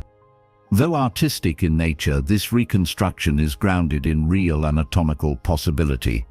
With such powerful hind limbs and a long, counterbalancing tail, it may indeed have been capable of momentary rearing, perhaps to ward off an attack or to reach the uppermost branches of conifer trees. This behavior would have made it a fearsome sight despite its herbivorous diet. Even the predators of the Jurassic would have had to think twice before engaging with a Barosaurus in such a display. It is not hard to imagine such an encounter, an Allosaurus rushing in for the kill, only to find itself dwarfed and repelled by a towering titan that rose like a living colossus against the skyline. The legacy of Barosaurus extends beyond fossilized bones. Its anatomy and posture have influenced both science and culture. Because of its exceptional proportions, it has often been used in biomechanical studies to better understand how sauropods moved, fed, and evolved. Its fossils have been featured in museums and documentaries worldwide, capturing the imagination of the public and inspiring debates that still rage within the scientific community. Every fragment of vertebra or trace of fossilized tendon helps piece together the puzzle of an animal that seems to stretch the limits of natural engineering. As more advanced technology like CT scanning and biomechanical modeling is applied to existing specimens, paleontologists continue to uncover subtle insights into its anatomy and behavior, revealing that the story of Barosaurus is far from complete. Barosaurus remains one of the most awe-inspiring examples of evolutionary innovation. Its body is a declaration of nature's ability to stretch boundaries, literally and metaphorically. With a neck that seemed to defy gravity and a presence that dwarfed nearly everything around it, Barosaurus invites endless curiosity. It walked a world where giant fern forests met massive river deltas, where monsters clashed in titanic silence, and where survival meant adapting not just to size, but to complexity. Even as the bones sit quietly in the rock, the full story of Barosaurus unfolds like its endless spine, segment by segment, reaching out into mystery. Part 14: Supersaurus. Supersaurus was a creature so vast, so incomprehensibly long, that even among the giants of the Jurassic, it stood out like a mountain in a field of hills. First discovered in the Morrison Formation of Colorado, this immense sauropod lived around 50 million years ago during the late Jurassic period. Unlike other sauropods whose primary claim to fame was sheer height or mass, Supersaurus gained notoriety for its astonishing length, with some estimates suggesting it could stretch well over 110 feet from snout to tail. That's longer than 4 school buses end to end. An organic bridge of bone, sinew and muscle sweeping across the prehistoric landscape. Its neck alone may have measured over 40 feet, rivaling even the most elongated animals in history. This wasn't simply an overgrown dinosaur. It was a biomechanical wonder that pushed the very boundaries of what terrestrial vertebrates could become.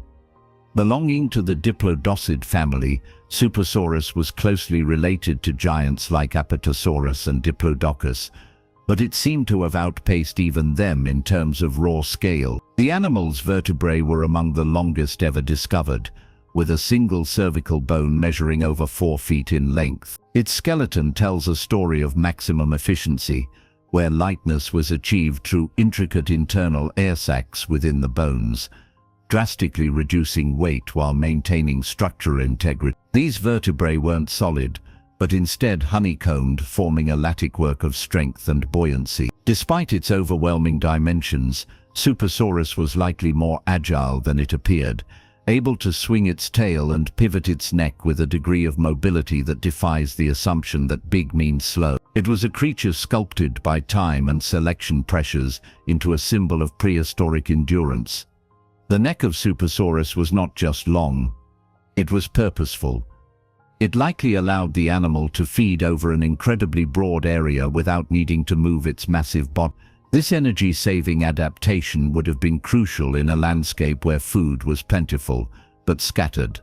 The Morrison Formation was a lush ecosystem, teeming with cycads, ferns, and towering conifer trees. In this living cathedral of vegetation, Supersaurus could effortlessly graze on low shrubs, mid-level plants, or perhaps even rear up to reach higher branches. Its teeth, like other diplodocids, were narrow and peg-shaped, designed more for raking and stripping than for chewing. Food would be gathered quickly and swallowed, passing into an enormous gut, where fermentation and microbial digestion took over, breaking down fibrous material over long periods.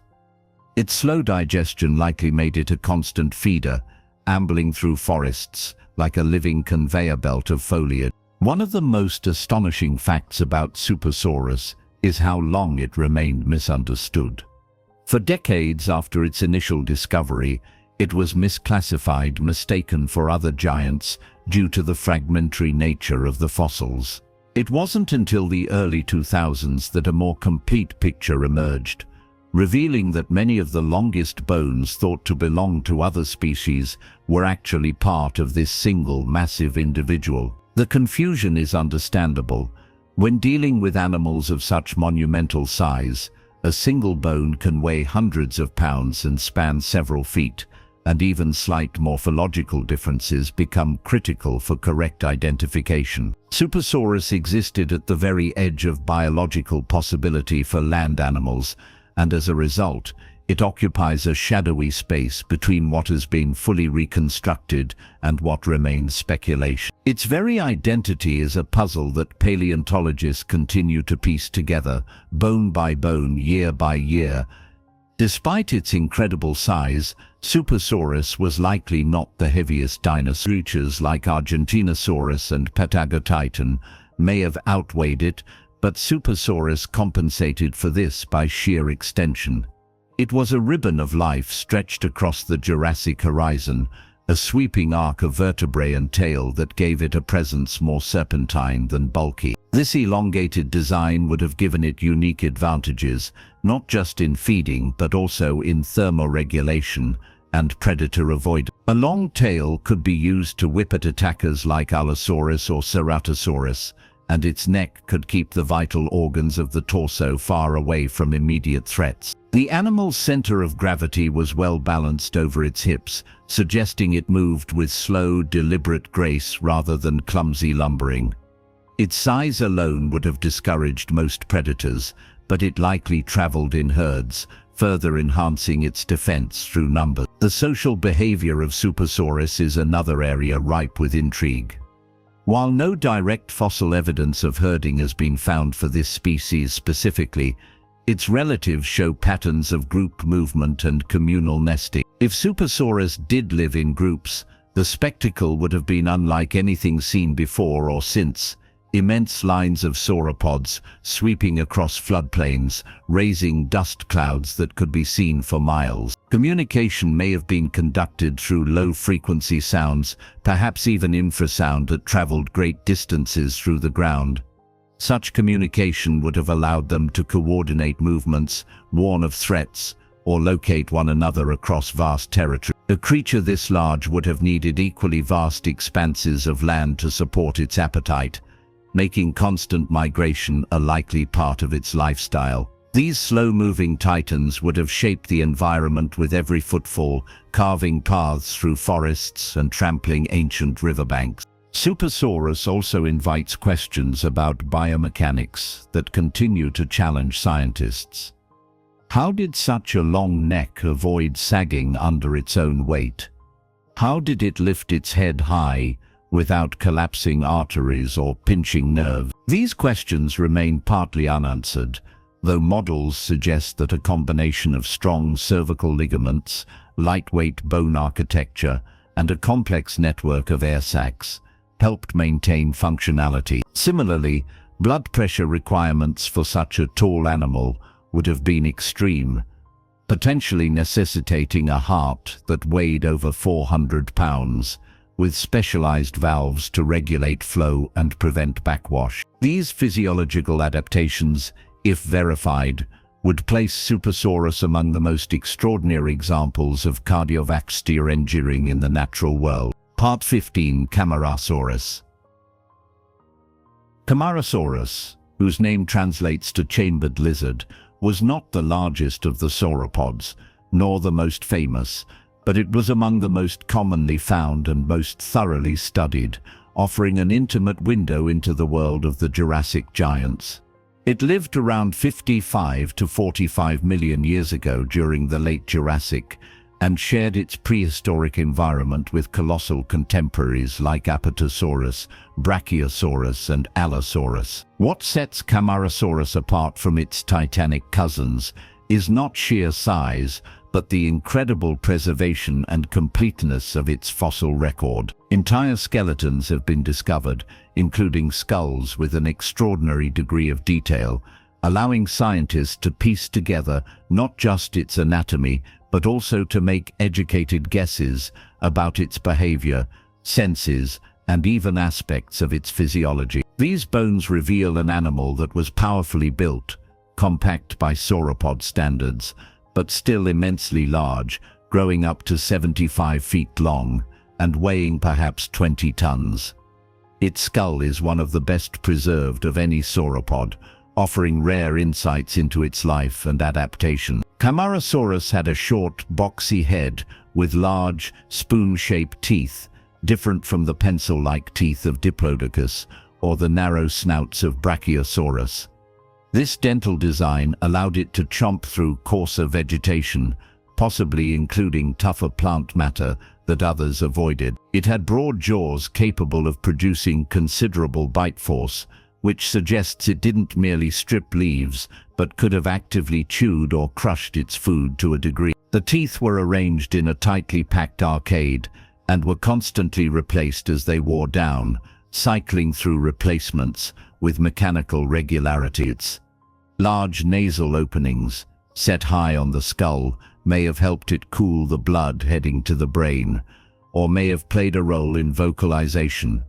That skull wasn't just a feeding machine. It was a sensory hub that may have enabled Camarasaurus to thrive in environments that were more varied or competitive than those preferred by its larger cousin. Unlike the longer, leaner builds of Diplodocids, Camarasaurus had a relatively short neck and robust body, almost like the compact tank of the sauropod world. Its vertebrae were massive, yet intricately hollowed with air sacs that lightened the load without compromising strength, a hallmark of sauropod evolution. These air sacs were likely extensions of the respiratory system, similar to what we see in modern birds, suggesting an extremely efficient breathing system that could deliver oxygen throughout the giant's sprawling frame. This feature, combined with its likely four-chambered heart, would have allowed Camarasaurus to remain active and well supplied with oxygen, despite its massive bulk. Even more intriguing is that the fossil record includes specimens at multiple life stages,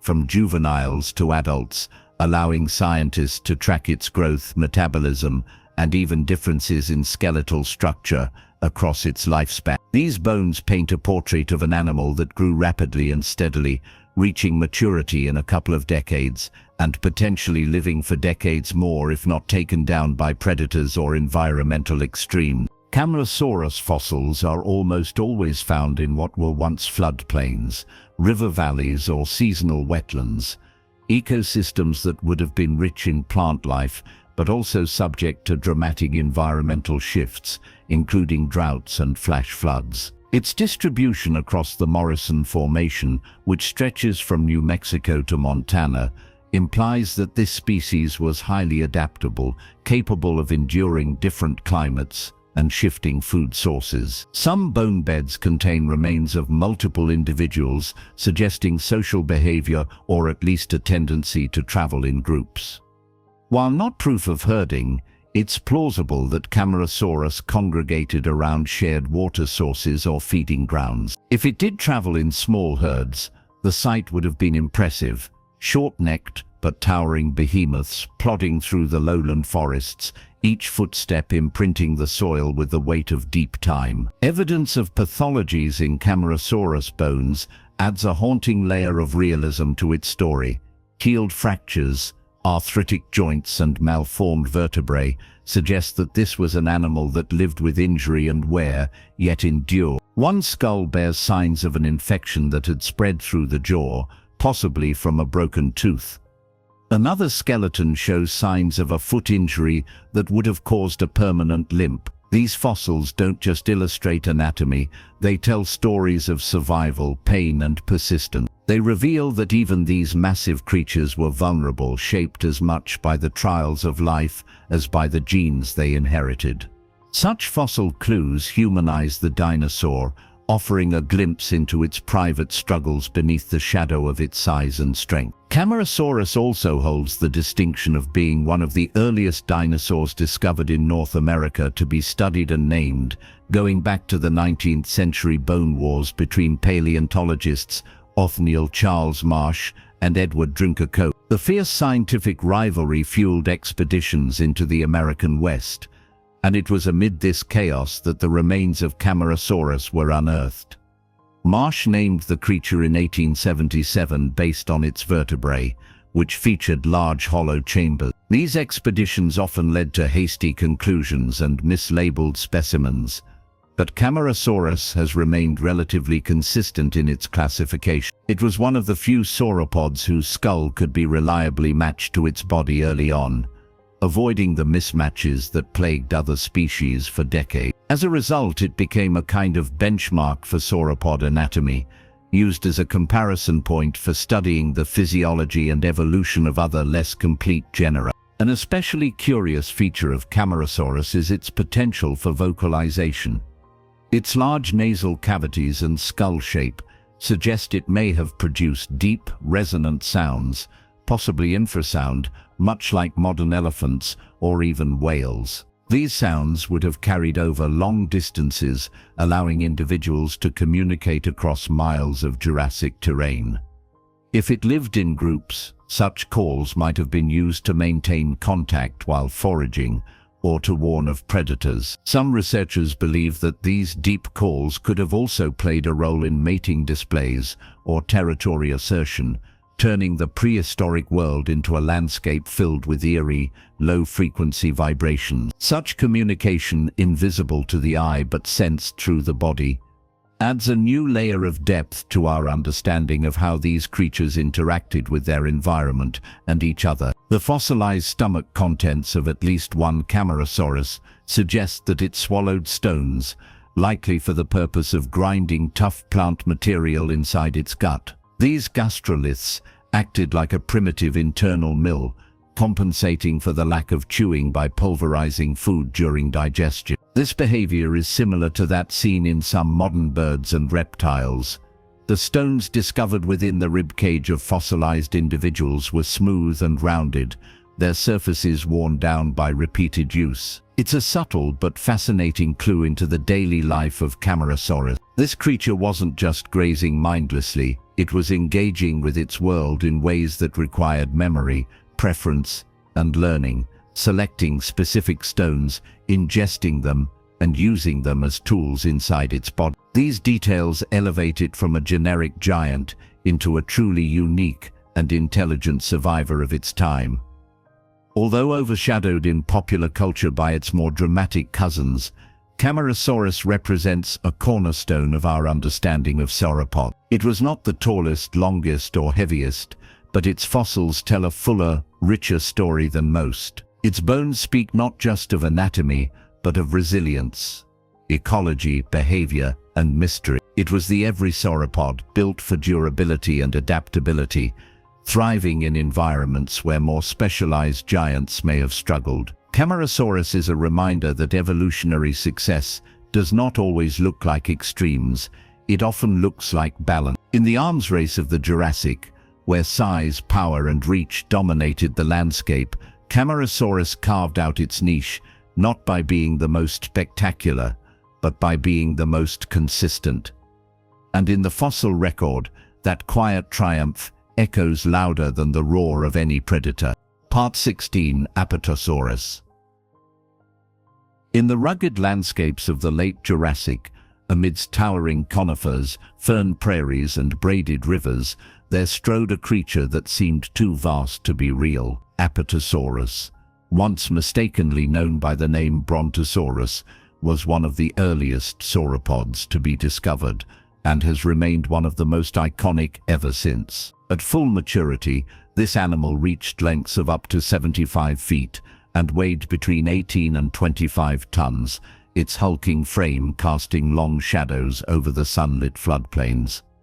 Its neck, thick and muscular, stretched forward with astonishing power, while a massive tail balanced its bulk like a living whip. With legs like pillars of stone and vertebrae that resembled cathedral buttresses, Apatosaurus looked like a creature chiseled from the bones of the earth itself. It was a dinosaur not of subtlety, but of impact.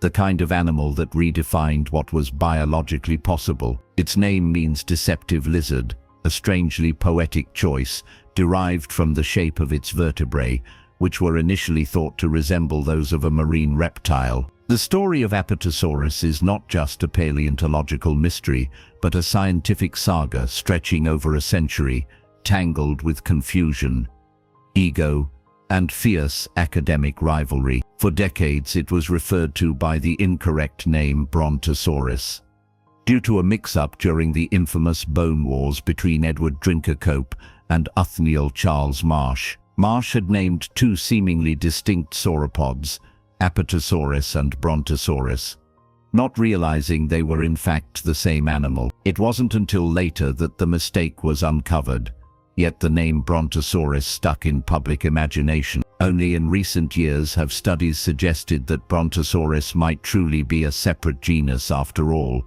based on detailed differences in vertebrae and skeletal structure, adding a new chapter of mystery to an already legendary creature. The skeleton of Apatosaurus is a testament to sheer structural engineering.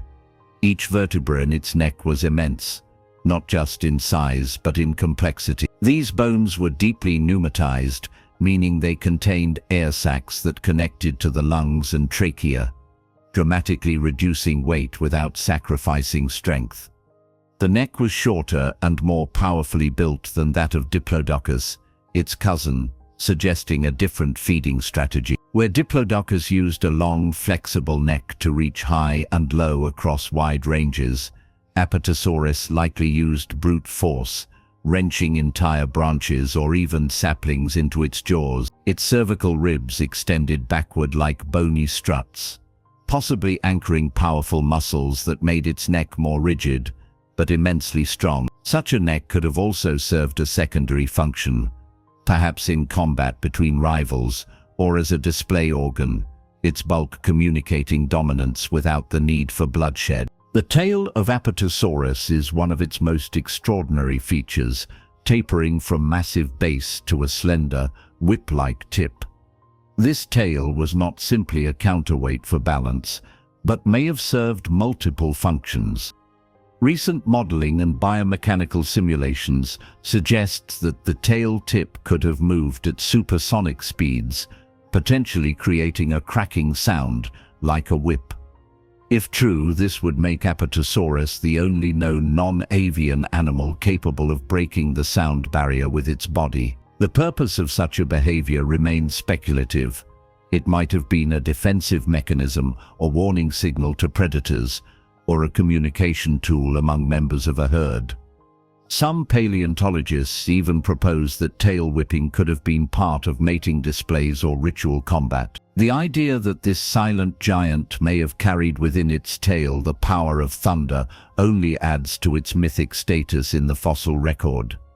Apatosaurus inhabited what is now western North America within the bounds of the Morrison Formation, a vast sedimentary archive of ancient life. This region during the Jurassic was a patchwork of floodplains, forests and savannas, with wet and dry seasons shaping the movement of herbivores and the strategies of predators. Apatosaurus coexisted with fearsome theropods like Allosaurus and Ceratosaurus, and the fossil record shows evidence of interactions. Bite marks found on theropod bones hint at predation or scavenging, though whether Apatosaurus was commonly hunted is unclear. Its immense size would have deterred most predators, and the sheer force of its tail, combined with the protection of herds, may have made it nearly untouchable in adulthood. Juveniles, however, would have been vulnerable, and evidence suggests that some theropods grew rapidly, possibly to escape the window of predation. Despite its enormous size, Apatosaurus likely had a relatively small brain compared to its body, a common trait among theropods. Its brain sat within a long, narrow skull, itself relatively rare in the fossil record. For years, reconstructions used skulls from other theropods, like Camarasaurus, leading to incorrect portrayals in museums. Only with the discovery of more complete Apatosaurus skulls in the 20th century did a clearer image. The actual skull was low-slung, with peg-like teeth confined to the front of the jaws, ideal for stripping foliage rather than chewing. This arrangement suggests that food was gathered quickly and swallowed in large amounts, processed in an enormous gut over long periods. The simplicity of the teeth and jaws contrasts with the complexity of its body, a reminder that evolution prioritizes efficiency over elegance. An enduring debate surrounds how Apatosaurus held its neck. Some reconstructions show it held the neck horizontally, sweeping it from side to side to graze over broad areas. Others suggest a more elevated posture, allowing it to browse at mid-level heights. Its anatomy does not seem to support a fully vertical neck like a giraffe's, but its vertebrae could sustain moderate elevation. There is also the possibility of niche partitioning among sauropods. In a land teeming with different long-necked giants, subtle differences in feeding height, posture, and plant preferences could have reduced competition. Apatosaurus, with its stout build and powerful neck, may have focused on low to mid-level vegetation, clearing entire groves in its path, while others reached higher or deeper into the undergrowth. These strategies would have allowed multiple massive species to coexist, forming a delicate ecological balance maintained over millions of years. The question of how such a massive creature moved has fascinated paleontologists for generations. Trackways attributed to Apatosaurus and its relatives show large rounded footprints arranged in straight lines, with hind feet impressively broad and forefeet narrow and semicircular. These prints reveal that Apatosaurus was likely a slow-moving but steady walker, capable of covering great distances in search of food or water. Some theories once proposed that sauropods like Apatosaurus lived in swamps, buoyed by water to support their bulk. That idea has since been dismissed. Evidence shows that Apatosaurus was fully terrestrial, supported by strong limbs and sturdy vertebrae. Its gait may have been slow, but it was relentless. Moving in herds, they could have altered entire landscapes, carving migratory paths into the earth that may still lie buried beneath ancient sediment layers. Apatosaurus is more than just another long-necked dinosaur. It is a creature whose legacy is layered with scientific drama, evolutionary wonder, and biological intrigue. Its very identity sparked decades of debate, forcing scientists to re-examine assumptions and test the limits of paleontology. From its thunderous tail to its mountainous legs, every inch of its body speaks to the majesty of deep time. It was a creature so powerful, so vast, that its name became a battleground in the annals of science. But in the end, whether called Apatosaurus or Brontosaurus, it remains one of the most captivating animals ever to walk the earth. It embodies the scale of nature's ambition, sculpted in bone and stone, striding across the pages of prehistory with the weight of myth. Part 17. Futulongosaurus. Among the wind-carved cliffs and fossil-rich rocks of Patagonia, buried beneath layers of ancient river sediments, there once lay the remnants of a truly massive creature that until recently had never graced the scientific record. This was Futulongosaurus, a colossal titanosaur, whose name fittingly translates to giant chief lizard, and whose discovery would reshape the understanding of South America's prehistoric giants. Standing as one of the longest and heaviest dinosaurs ever found, it could stretch to over 100 feet in length and weigh in excess of 50. Unlike many of its titanosaur relatives, Futalonctosaurus is known from a remarkably complete fossil, giving paleontologists an unusually detailed look into a body type that often remains elusive due to the fragmentary nature of most sauropod finds. Its vertebrae are towering and complex, packed with internal air pockets and elaborate ridges, and its sheer scale is so immense that it turned the excavation site into a logistical nightmare, with crews working for weeks just to remove a single section of backbone. The spine of Futalonctosaurus is perhaps its most astonishing feature. The neck vertebrae alone are titanic in size, with each bone representing a massive investment in evolution's engineering. These vertebrae were filled with air sacs, part of an advanced respiratory system similar to that of modern birds, allowing the giant to remain light enough to move despite its overwhelming bulk. But lightness is relative. Even with these adaptations, the animal was a walking fortress of bone and muscle, its long neck arching like a bridge over ancient landscape. Interestingly, the structure of its spine reveals not just size, but incredible strength and flexibility, with articulating processes that interlocked like gears, adding both stability and subtle mobility to its massive neck. Each movement, no matter how slow or small, would have been deliberate and powerful, as if the earth itself was bending to accommodate the sway of this ancient king. Unlike the slender whip-tailed diplodocids of the Jurassic,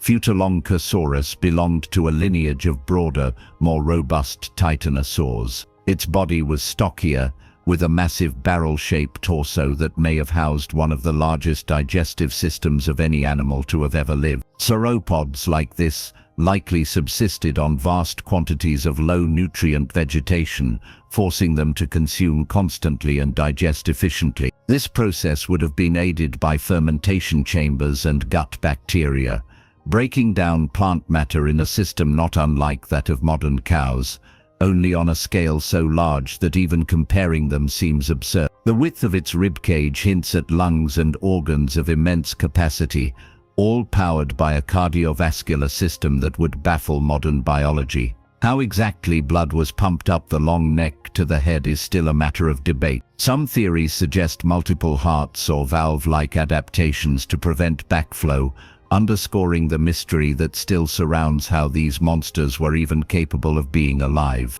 The skull of Futalonctosaurus remains unknown, a blank space in its anatomy that invites speculation. Based on close relatives, it may have had a long, narrow skull with peg-like teeth suited for raking foliage from trees or stripping ferns. Without a detailed cranial fossil, scientists can only infer its feeding behavior from relatives like Malawosaurus or Argentinosaurus. Still, the neck and jaw structure suggests that it fed at medium to high levels, possibly exploiting a niche between ground-level grazers and taller, more giraffe-like sauropods. In regions where multiple titanosaur species coexisted, such stratification in feeding height may have been critical to avoiding direct competition. If true, this ecological partitioning would mirror the habits of today's large African herbivores, like elephants, giraffes, and rhinoceroses, which often share the same space but target different levels of the plant canopy. Futalonctosaurus lived during the late Cretaceous period, around 87 million years ago, in a South America that was very different from today. At that time, the continent was a vast island, drifting away from Africa and isolated by ancient seas. Its ecosystems evolved in a crucible of separation, giving rise to strange and unique forms of life. Alongside Futalonctosaurus roamed other massive titanosaurs, as well as abelosaurid theropods with horned faces and stunted arms, crocodile-like reptiles with bizarre armor, and even early flowering plants that were just beginning to reshape terrestrial ecosystems. This was a time of extreme gigantism, and Patagonia, in particular, became a hotspot for such immense evolutionary experiments. It is not known whether these animals traveled in herds or were more solitary, but the concentration of fossils in certain areas hints at seasonal gathering spots, perhaps near rivers or floodplains that provided both food and safety. The site where Futalonctosaurus was discovered is almost as fascinating as the creature itself.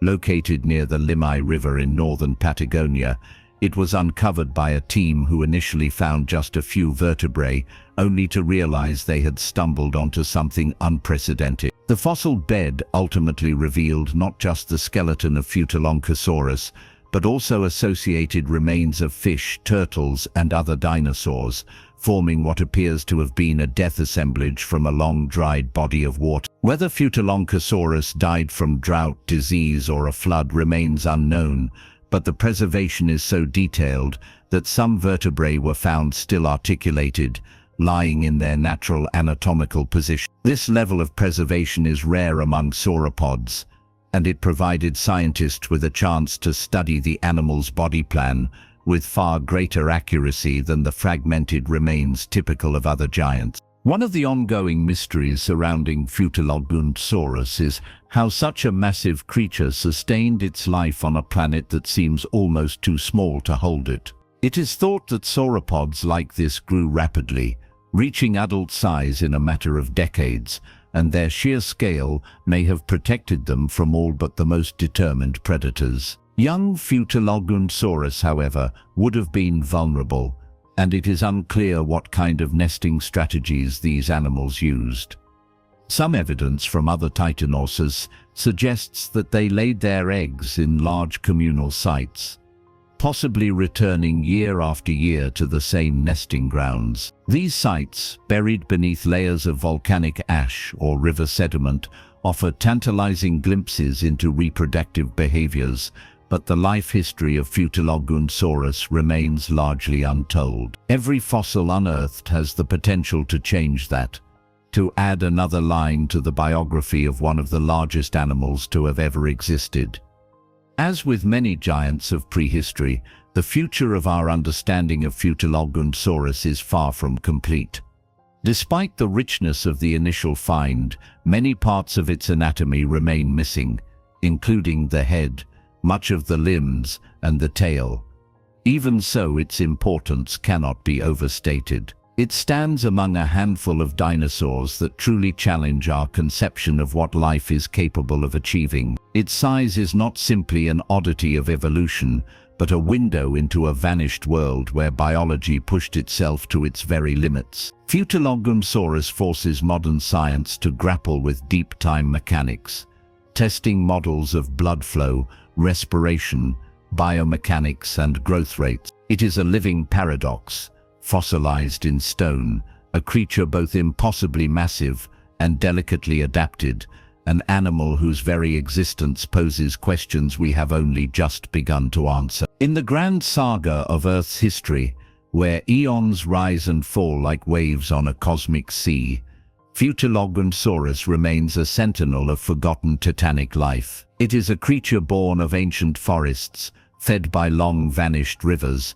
and preserved beneath the patience of stone. Its bones speak a language of scale and power, of survival across epochs, and of extinction at the edge of an era. Like so many other great sauropods, it vanished long before the asteroid ever darkened the skies, leaving behind only the impression of a moving mountain. And in that silence, in those bones, remains the echo of something truly sublime, a creature that once ruled the southern lands as their undisputed giant chief. Part 18, Paralitaton.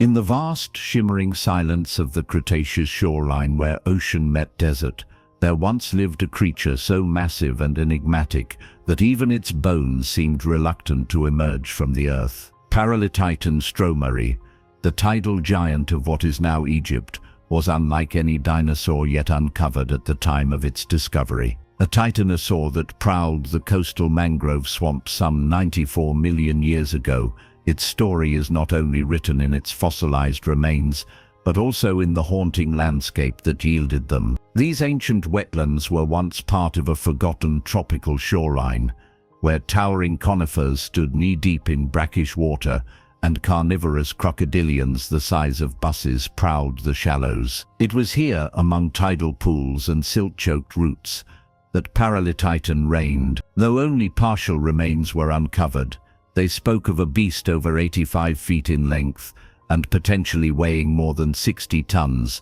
a weight rivaling or even surpassing that of other giants like Argentinosaurus and Futuloncosaurus. Yet what sets Paralititan apart is not merely its size, but its haunting placement in a time and setting rich with mystery.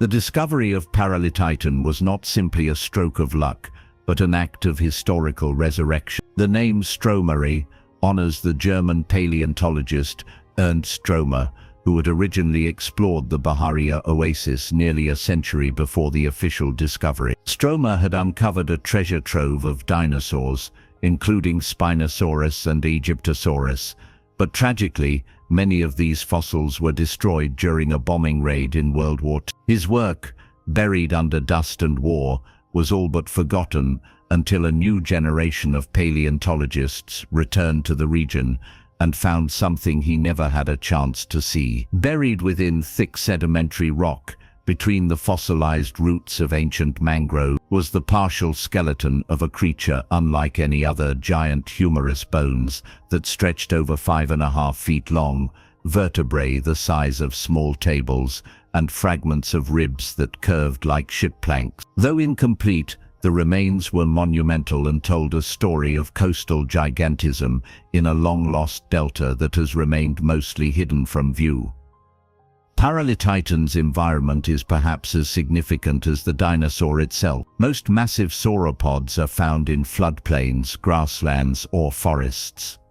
But Paralititan lived by the sea, in an intertidal ecosystem that would have been both lush and unstable. Mangrove-like vegetation dominated the area, its roots gripping silty substrates where fresh water met salt. It is one of the few known sauropods to have definitively inhabited such a coastal habitat, suggesting it may have been adapted to tolerate high humidity, brackish water, and perhaps even the presence of marine predators. Its size alone would have deterred most threats, but what's fascinating is how this habitat might have shaped its biology.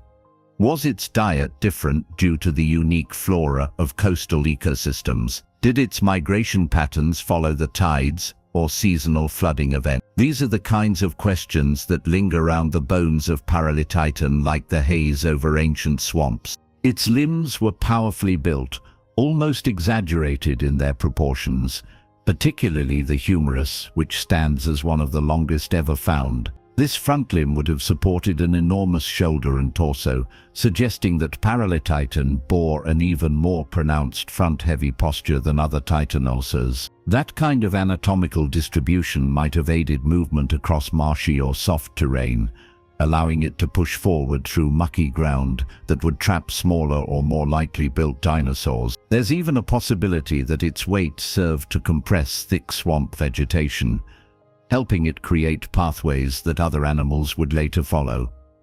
It may have been an ecosystem engineer, reshaping the environment just by walking through it. That level of impact would not be seen again until the arrival of mammoths in Ice Age tundras, creatures that too shaped the land through sheer force of presence.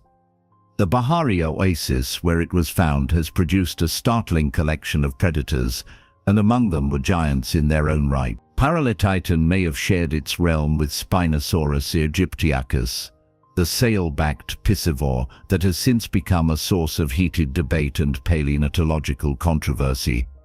If Spinosaurus was semi-aquatic, as many now believe, then it may not have been a direct threat to adult Paralititan, but the young, the injured, or the old could have been targets. Imagine the clash of such titans in this forgotten coastal world, a herd of Paralititans slogging through the tide-smothered shallows, and from the reeds and sunlit water a Spinosaurus watching, calculating. It is speculative, but not outside the realm of possibility.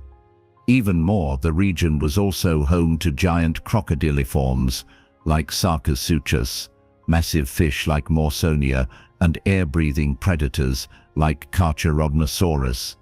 making this ecosystem one of the most dangerous ever reconstructed. The fossil remains of Paralititan are tantalizingly incomplete, leaving paleontologists with vast gaps that must be filled with inference and comparison. No skull has yet been recovered, nor have complete limb sets or tail vertebrae. What this means is that much of the animal's anatomy must be reconstructed based on its close relatives. This leads to speculation not just about its physiology, but its behavior. How did Paralititan move?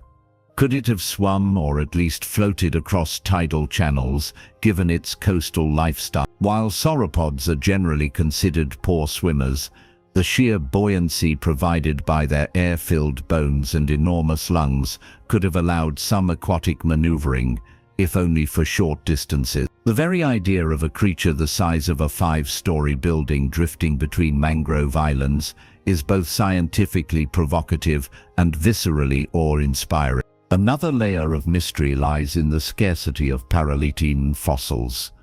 Only one reasonably complete individual has ever been found, despite the Baharia Formation being a relatively well-studied site. This raises the question of whether Paralitan was truly rare in its environment, or if its bones simply did not preserve well due to the nature of its wet acidic habitat. Swampy, coastal environments tend to destroy bones faster than arid deserts, so it's entirely possible that more individuals once existed and decayed unrecorded. Still, the bones that were preserved are among the largest ever found in Africa, and their survival offers just a glimpse into the ancient world that once existed there. Future discoveries may change everything, revealing whether Paralitan was a lone anomaly or one of many such giants striding through the coastal shadows.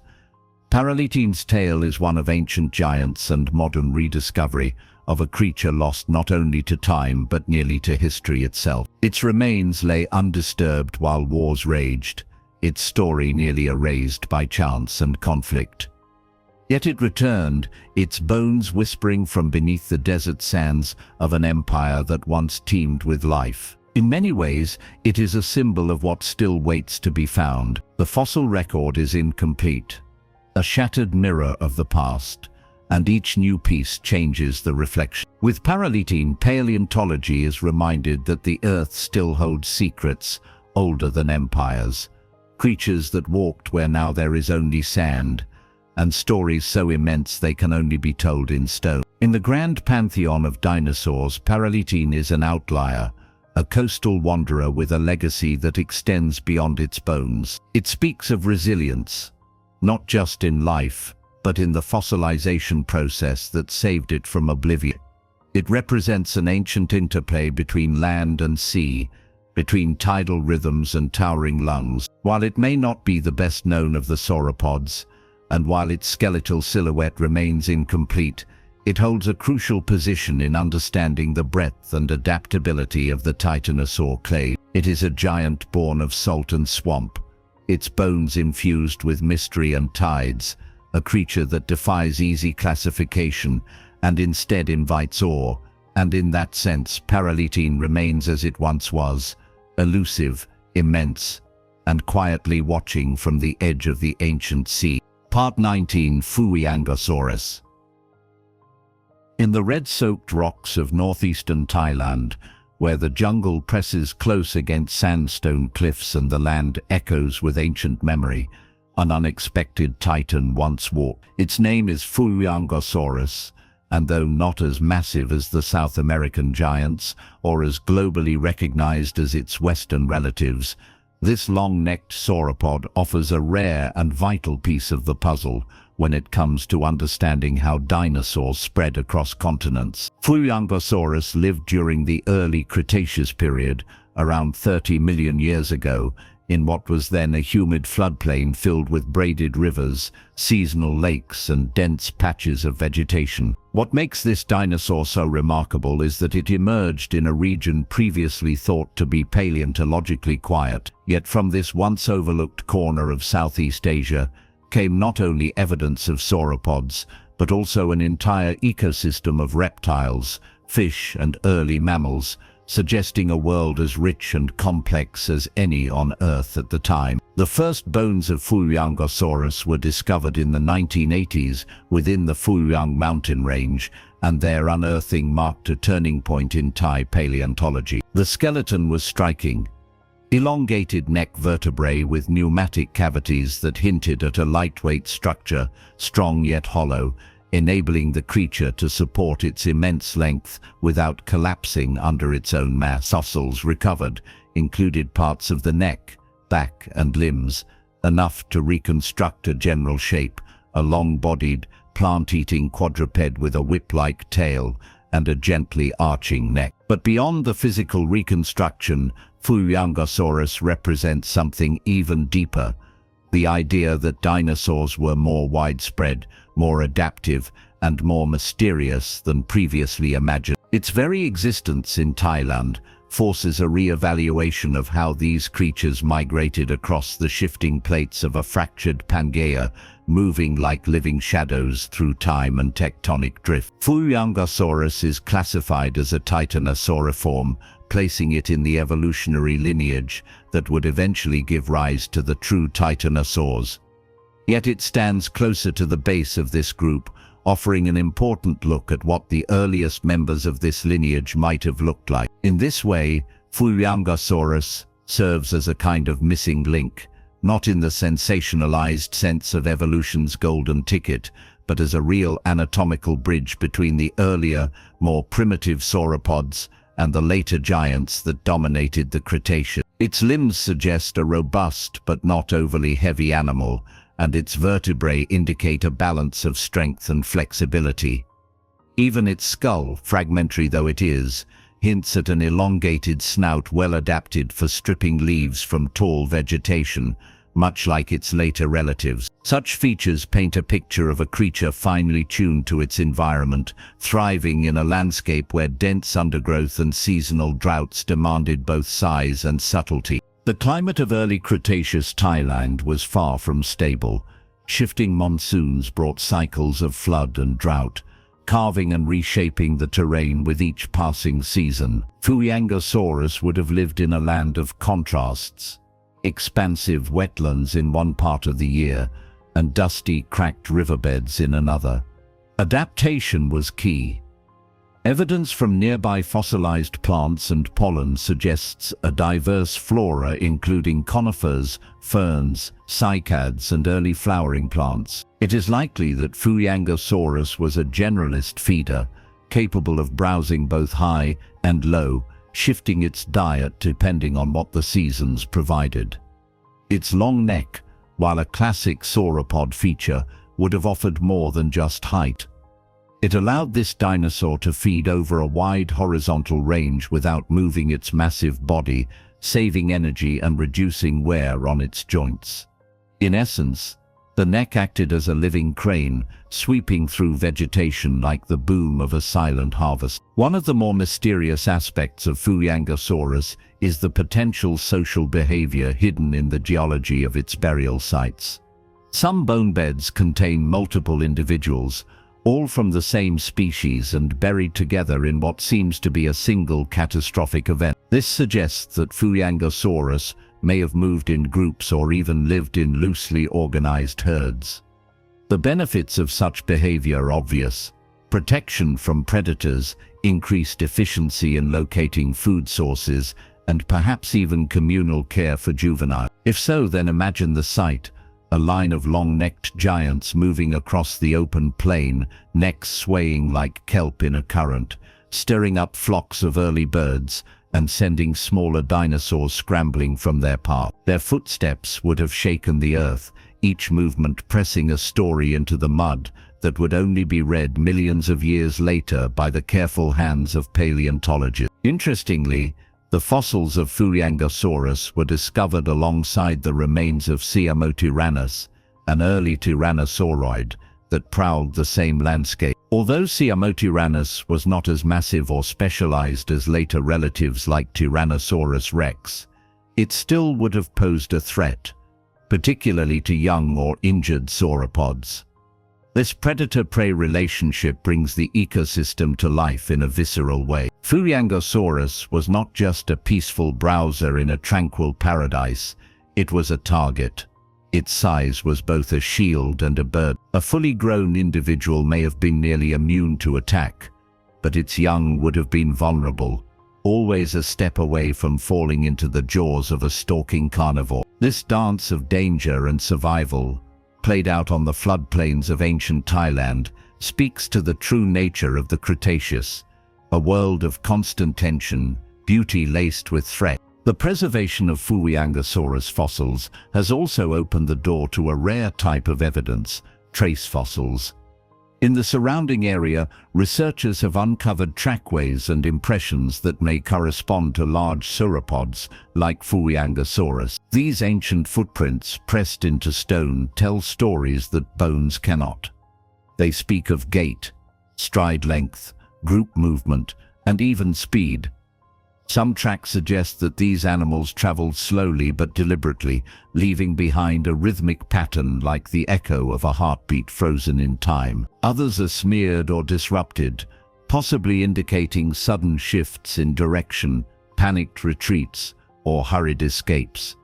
These are the ghost signatures of moments no eye ever saw, moments etched into the earth itself, bearing witness to the lives of creatures lost to time. The study of Fuyangosaurus continues to evolve, especially as more fossils are discovered across Southeast Asia. Each bone, each fossilized footprint, adds another thread to the intricate web of dinosaur evolution. What's most fascinating is how this dinosaur helps illuminate the hidden history of Gondwana dinosaurs, those that lived in what is now Africa, South America, India, and Southeast Asia, revealing that the southern continents were teeming with sauropods long after their northern cousins had declined. In this sense, Fuyangosaurus is not just a local curiosity but part of a much larger narrative, one that reshapes our understanding of global dinosaur distribution. It reminds us that not all the great stories were written in North America or Patagonia. Some of the most compelling chapters were buried in the soil of far-off lands, waiting in silence for their turn to speak. In the final view, Fuyangosaurus is a creature both modest and magnificent. Modest in the sense that it lacks the jaw-dropping size of some of its titanic relatives, but magnificent in its implications, in what it reveals about life in places too long overlooked. Its bones tell of a time when continents had not yet settled, when biology experimented freely, and when giants walked through steaming floodplains under monsoon-darkened skies. It is a reminder that the ancient world was vast and interconnected, filled with creatures whose stories are only now emerging from the rocks. Fuyangosaurus may not stand as the tallest or the most famous, but it stands as a symbol of discovery, of the strange and beautiful intersections between geology, biology, and deep time. And through it, the whispering jungles of Thailand speak again of giants. Part 20. Dinosaurs. In the rugged shadows of the Argentine Andes, far from the usual fossil hunting grounds of North America and Europe, an ancient behemoth once roamed across sweeping plains and fern-filled river valleys. Its name was Dinosaurus, a creature whose very identity is tied to the towering mountains that would only rise long after its extinction. This dinosaur belonged to a group of long-necked giants known as Dinosaurs, and it holds a special place in paleontology as one of the earliest discovered and described members of that lineage. Yet Dinosaurus remains cloaked in mystery, its full shape hidden behind fragments of bone and the riddles of time. But what has been found offers enough to evoke awe. Enormous vertebrae, thick limb bones, and telltale pelvic structures speak of an animal that stretched between 50 to 60 feet long, weighed tens of tons, and lived a life measured not in years, but in epochs. What this dinosaur represents is more than just size. It's a bridge into a lesser-known realm of the dinosaur world, where South America flourished with species uniquely adapted to their isolated, ever-evolving continent. Ankylosaurus lived during the mid-Cretaceous period, around 95 million years ago, at a time when the southern supercontinent of Gondwana was slowly fragmenting into the landmasses that would become Africa, South America, Antarctica, and Australia. It was a time of global transformation, and in that chaotic world, titanosaurs like Ankylosaurus emerged as dominant herbivores. While their northern relatives had already begun to dwindle, these southern sauropods diversified with astonishing creativity. Ankylosaurus likely thrived in vast inland environments, full of cycads, ferns, conifers, and the first flowering plants. These lowland floodplains were warm and humid, crisscrossed by ancient rivers and lakes that teemed with crocodilian predators and primitive fish. Life was dense, vibrant, and competitive. Ankylosaurus, despite its formidable size, was not without threats. The bones of large theropods have been found in the same formations, hinting at a dynamic ecosystem where even giants had to be alert. What truly sets Ankylosaurus apart is not merely its place in the titanosaur family tree, but its role as a kind of prototype. Its bones bear signs of both primitive and advanced traits, as though evolution was mid-thought when it sculpted this animal. Its vertebrae were robust but not as heavily modified as those of later titanosaurs, which would evolve intricate air sac systems and bizarre tail clubs. Ankylosaurus was caught at a moment of transition, when sauropods were beginning to explore new anatomical strategies for survival in the ever-shifting world. The shape of its hip bones suggests a wide-gauged stance, a key feature of titanosaurs that helped stabilize their massive frames and allowed them to navigate uneven ground. This adaptation may have given Ankylosaurus an edge in environments ranging from dense forests to open savannas, lending its every step a combination of purpose and balance that made it one of the quiet rulers of its age. While no complete skull of Ankylosaurus has ever been found, paleontologists can infer its head shape based on related titanosaurs. It likely possessed a low, elongated skull with large nostrils positioned high on the snout, a trait that has led to speculation about how these animals breathed and vocalized. With such massive bodies, even respiration was a complex affair, possibly supported by a sophisticated system of air sacs that lightened the bones and aided in oxygen exchange. If true, this means Ankylosaurus may have breathed with a bird-like efficiency, a remarkable trait for such a monumental animal. The configuration of its neck vertebrae suggests it was capable of wide sweeping motions, useful for browsing a broad area of vegetation without needing to move often. This would have saved energy and minimized exposure to danger.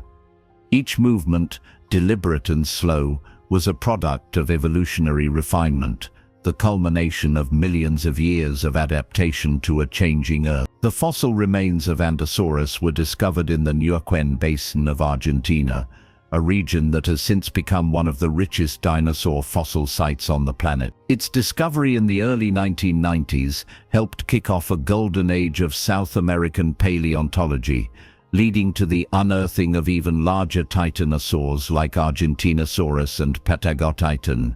But Ankylosaurus was the spark. Its bones helped establish a framework for understanding how titanosaurs evolved and spread. Paleontologists who first examined its fossils were struck not only by its size, but by the structural complexity of its bones, the thick layering of muscle attachment points, the strength of its vertebrae, and the telltale signs of biomechanical innovation. These clues suggested an animal built to last, one whose entire biology was centered around one thing: surviving in a land dominated by extremes, from volcanic eruptions to seasonal drought. One of the more haunting mysteries surrounding Ankylosaurus is how such massive creatures were able to maintain healthy populations in ecosystems that seem, by modern standards, unable to support them. A single adult Ankylosaurus would have required an enormous quantity of plant matter to sustain itself, likely consuming hundreds of pounds of vegetation per day. Yet fossilized plant material and pollen samples indicate that the Cretaceous world was capable of supporting dense vegetation, much of it growing quickly thanks to high atmospheric carbon dioxide levels and warm temperatures. Dinosaurs may have moved slowly but with constant purpose, traveling in herds that would roam the plains in search of fresh growth, leaving behind a landscape reshaped by their passage. In doing so, they would have played a critical role in their ecosystems, acting as agents of both destruction and renewal, much like elephants today. Their feeding would have opened paths through dense growth, fertilized soil with nutrient-rich dung, and even influenced plant evolution through selective grazing.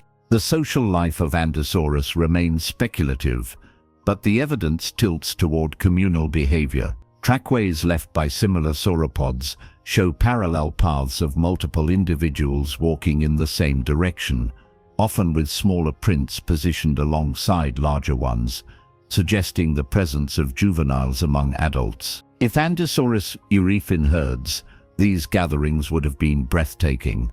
Living parades of gray-skinned mountains lumbering across the landscape in near silence, communicating with infrasound too deep for human ears to detect. The vibrations of their calls may have rumbled across the land like thunder, felt in the bones of all who heard them. This quiet yet potent method of communication could have kept herds together over vast distances, allowed warnings of predators, or helped guide the young through unfamiliar territory. Such possibilities give the bones of Ankylosaurus a kind of echo, one that speaks not only of anatomy, but of behavior, relationships, and a society that left no written record. The tail of Ankylosaurus, like most titanosaurs, was a powerful counterbalance to its neck, but it may also have served other functions. Some theories suggest that certain sauropods used their tails as defensive whips, cracking them like giant bullwhips to drive off attackers. While Ankylosaurus's tail anatomy is not as specialized as that of later titanosaurs with reinforced tail clubs, its sheer mass and muscular base could have delivered devastating force if swung in defense. This idea remains speculative, but the biomechanics make it plausible. Combined with its size and thick skin, Ankylosaurus was likely a difficult target for any predator, relying on intimidation as much as actual combat. The tail may have also helped with thermoregulation, allowing excess heat to dissipate more easily in warm climates. Each element of its design, from its vertebrae to its tail tip, reflects the relentless logic of survival, a creature engineered by time to endure. Ankylosaurus may not be the most famous of the sauropods, overshadowed by the massive publicity of later discoveries, but its importance cannot be overstated. It was one of the first clear signals that South America harbored an entire world of forgotten giants, each one part of a lost dynasty of dinosaurs that thrived in isolation, evolving into shapes and sizes that challenged the imagination. Ankylosaurus stands as a sentinel of that world, massive, enigmatic, and strangely elegant. Its bones, pulled from the dry red rock of Patagonia, speak of ancient forests and thunderous migrations, of evolutionary branching paths and vanished ecosystems. In its silent remains lies the rhythm of a vanished continent, the echo of footsteps so vast they reshaped the land. As the mountains that now bear its name slowly rose into the sky, Ankylosaurus had already vanished, leaving behind only its whisper in stone. Part 21. Antarctosaurus. Antarctosaurus ambulated across the floodplain forests of late Cretaceous South America, its colossal form a testament to evolution's penchant for pushing boundaries. Far from the polar ice its name evokes, this titan inhabited what is now Argentina, Russia, replaced by forests of towering conifers and cycads that swayed in monsoon winds. Estimates place its length between 70 and 80 feet and its weight near 50 tons, making it one of the heaviest sauropods known. Its vertebrae reveal a complex system of air sacs similar to modern birds, hollow chambers that reduce total mass while preserving skeletal integrity. Each step carried the bulk of a small army, yet its gait was surprisingly smooth as it plodded through damp soil and shallow waterways. Its tail, thick at the base and tapering to a whip-like tip, balanced the immense neck that stretched forward to graze high tree ferns and ginkgo leaves. The delicate interplay between strength and lightness defined Antarctosaurus's anatomy. Its massive limbs were pillar-like, with femurs reinforced by thick cortical bone to bear the extraordinary load.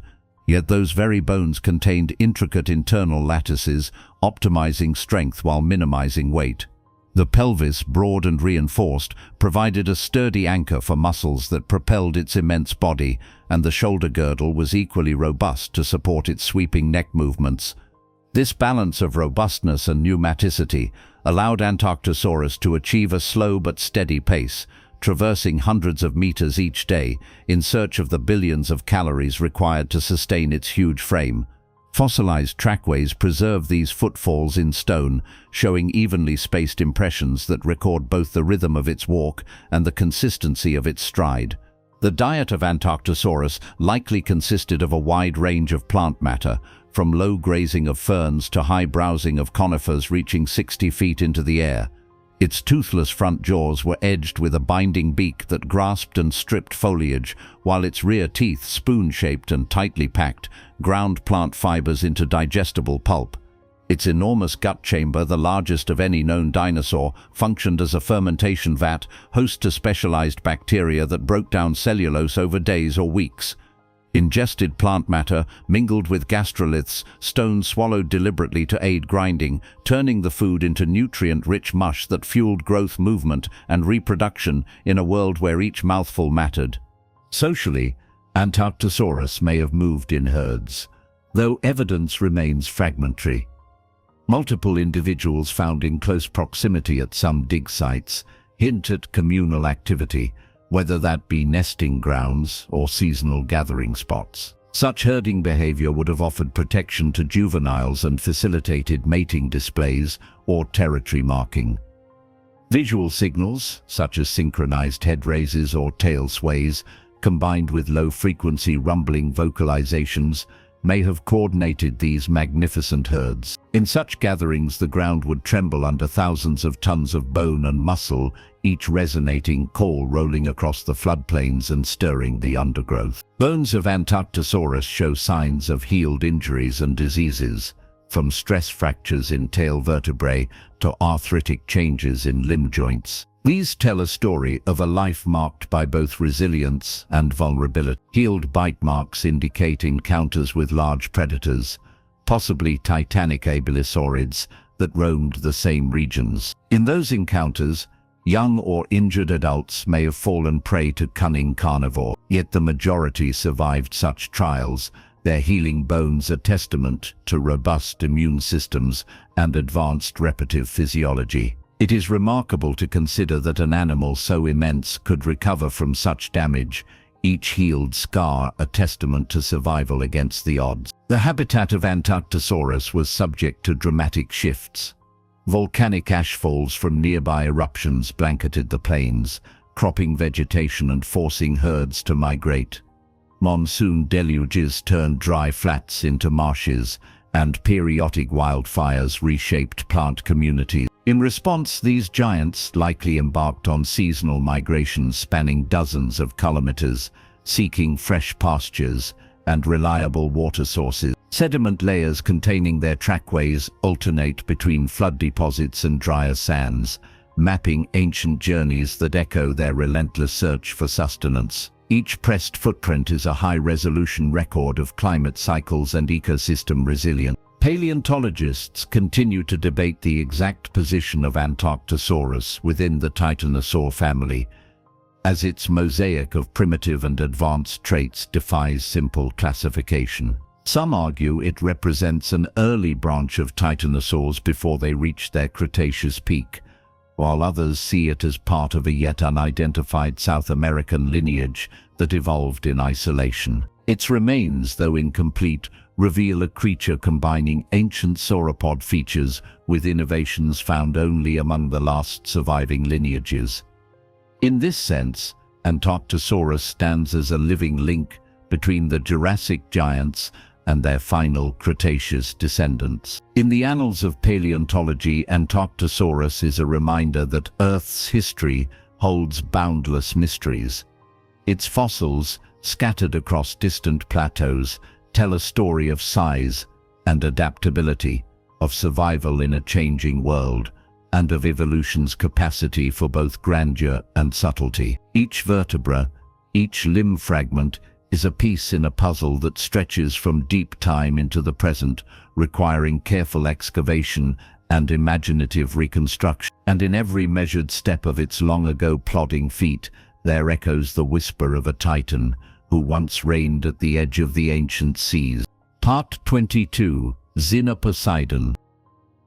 In the murky waters of what is now southern England, near the ancient shores of the early Cretaceous Sea, a unique sauropod once roamed, Poseidon pruneunucus, the strange lord of the bent vertebra. Unlike its more famous cousins, known from dozens of bones and near-complete skeletons, Poseidon survives in the fossil record as a single backbone, a lone sentinel hinting at a world of giants lurking beneath sedimentary silence. Despite its fragmentary nature, this vertebra is unlike any other found in Europe, displaying baffling extensions, unusual laminae, and pronounced pneumatic chambers that suggest a complex network of air sacs. These features point to a titanosauriform of startling proportions, perhaps reaching lengths of 60 to 70 feet and weighing well over 20 tons. And yet, with only that one bone, the true grandeur of Poseidon remains a tantalizing mystery, a wispy portrait of an animal glimpsed through a narrow window in time.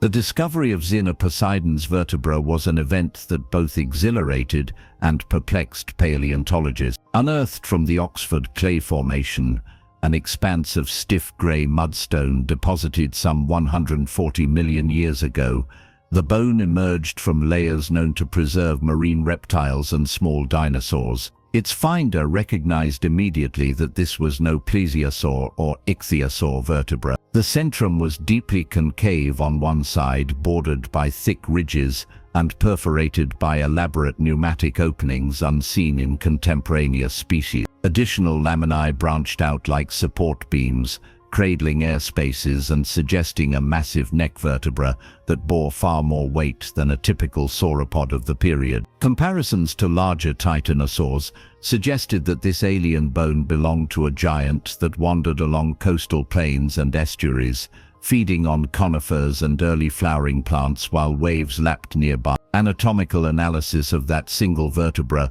reveals a remarkable degree of specialization. The bone's lateral laminae form an X-shaped pattern when viewed head-on, a configuration unseen in known sauropods outside Titanosauriform. This striking arrangement debates how the muscle and ligament attachments may have functioned, possibly granting Poseidon a greater range of flexible movement in its front torso. The concave posterior face of the centrum indicates an opisthoscalyous articulation, where the vertebra's ball-like front fit into a deep socket on the next bone, maximizing strength while preserving shock absorption during movement. Bright pneumatic foramina hint at an extensive respiratory system that lightened its enormous frame. These adaptations suggest a creature evolved for both power and resilience, a true oddity among sauropods and a testament to the evolutionary experiments that unfolded in isolation on the shifting continent. While the rest of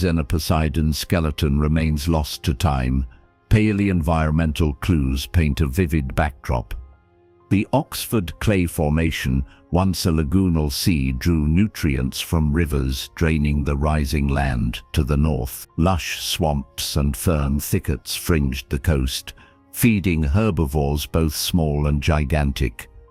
Tidal flats exposed shell banks where Poseidon may have ventured to drink or cool its massive bulk, while predators like megalosaurids lurked in nearby woodlands. The shifting shorelines, driven by sea level changes, forced these dinosaurs to adapt to dynamic surroundings, following freshwater channels inland during high tides and retreating to uplands when the sea encroached. That lone vertebra thus captures a moment in a world of perpetual flux, where land and sea intermingled and where giants traversed ephemeral shores. The naming of Poseidon, strange lord of the bent vertebra, embodies both its singular anatomy and the uncertainty that surrounds it. Without additional material, its precise size, posture, and entire morphology remain conjectural.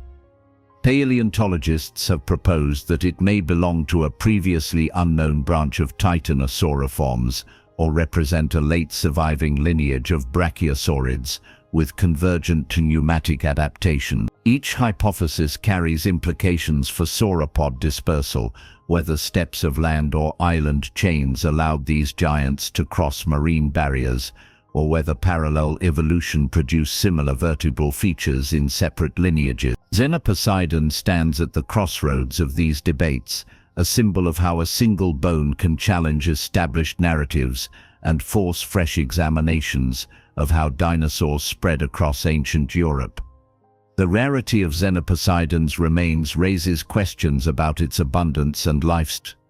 Was it a solitary wanderer, its sparse population leaving only scattered traces in the sediment? Or did it once thrive in small herds that left few fossilized footprints in the Oxford? The contrast with North American and African titanosaurs, whose abundant bones reflect large herds, suggests that European sauropods may have existed in lower density, restricted habitats, like coastal lagoons or insular landscapes, could have supported only modest populations, intensifying competition for resources and driving dietary flexibility. Xenoposeidon's robust vertebral anatomy might thus reflect an adaptation to varied foraging strategies, from low browsing of cycads to higher grazing of conifers, enabling it to exploit niches overlooked by other herbivores. Even more enigmatic is the question of how Xenoposeidon perished and was ultimately buried. The Oxford clay's fine sediment suggests a low-energy environment where carcasses might lie undisturbed for extended periods. Yet in marine settings, floating remains often drift before sinking, leading to scattered bone assemblages.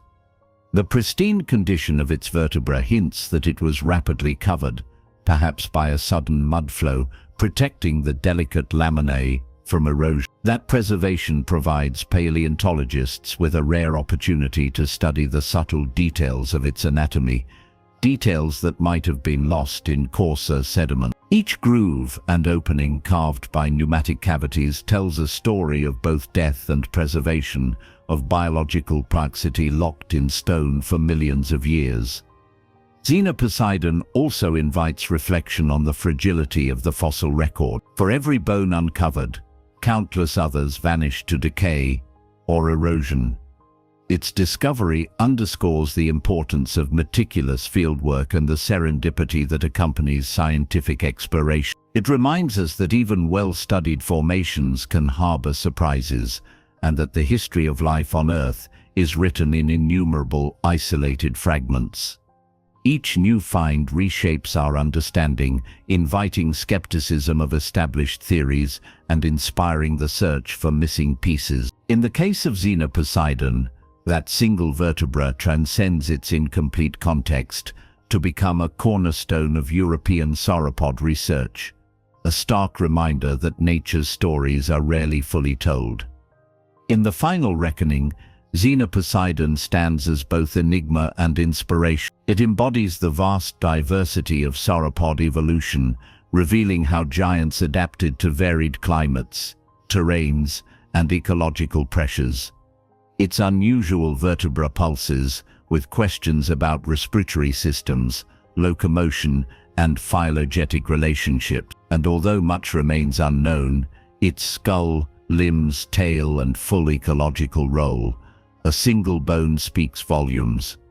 It tells of ancient coastal forests, of migratory herds treading tidal flats, of evolutionary experiments yielding novel anatomy. Xenoposeidon Pronucus invites us to listen closely to that lone fragment, to hear the thunder of a giant long gone, and to imagine the unseen world it once traversed. Part 23.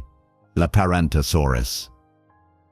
Deep in the rugged heart of Madagascar, Where the sun bleaches the sandstone valleys and wind-carved beauties rise like ancient sentinels, the bones of a surprisingly early giant lay hidden for millions of years. Laparantosaurus madagascariensis, named in honor of the pioneering paleontologist Albert Félix de Laparente, stands as one of the few known Jurassic sauropods from the southern continents. Its discovery in the Isolothotheriid Formation revealed a creature that bridged the gap between primitive long-necked dinosaurs and the true giants that would dominate the later Cretaceous world. Measuring perhaps 60 feet in length and weighing upwards of 20 tons, Laparantosaurus combined sturdy limbs, a long muscular neck, and a tail capable of precise counterbalance. Each bone, once encrusted in red siltstone, carries a story of survival in an ancient landscape where volcanic ash occasionally smothered forests and seasons shifted between lush monsoon rains and arid drought. The anatomy of Laparantosaurus is a marvel of transitional form. Its vertebrae, though robust, lack the extreme pneumatic hollowing seen in later titanosaurs, suggesting a stage in sauropod evolution before extensive respiratory air sac systems evolved.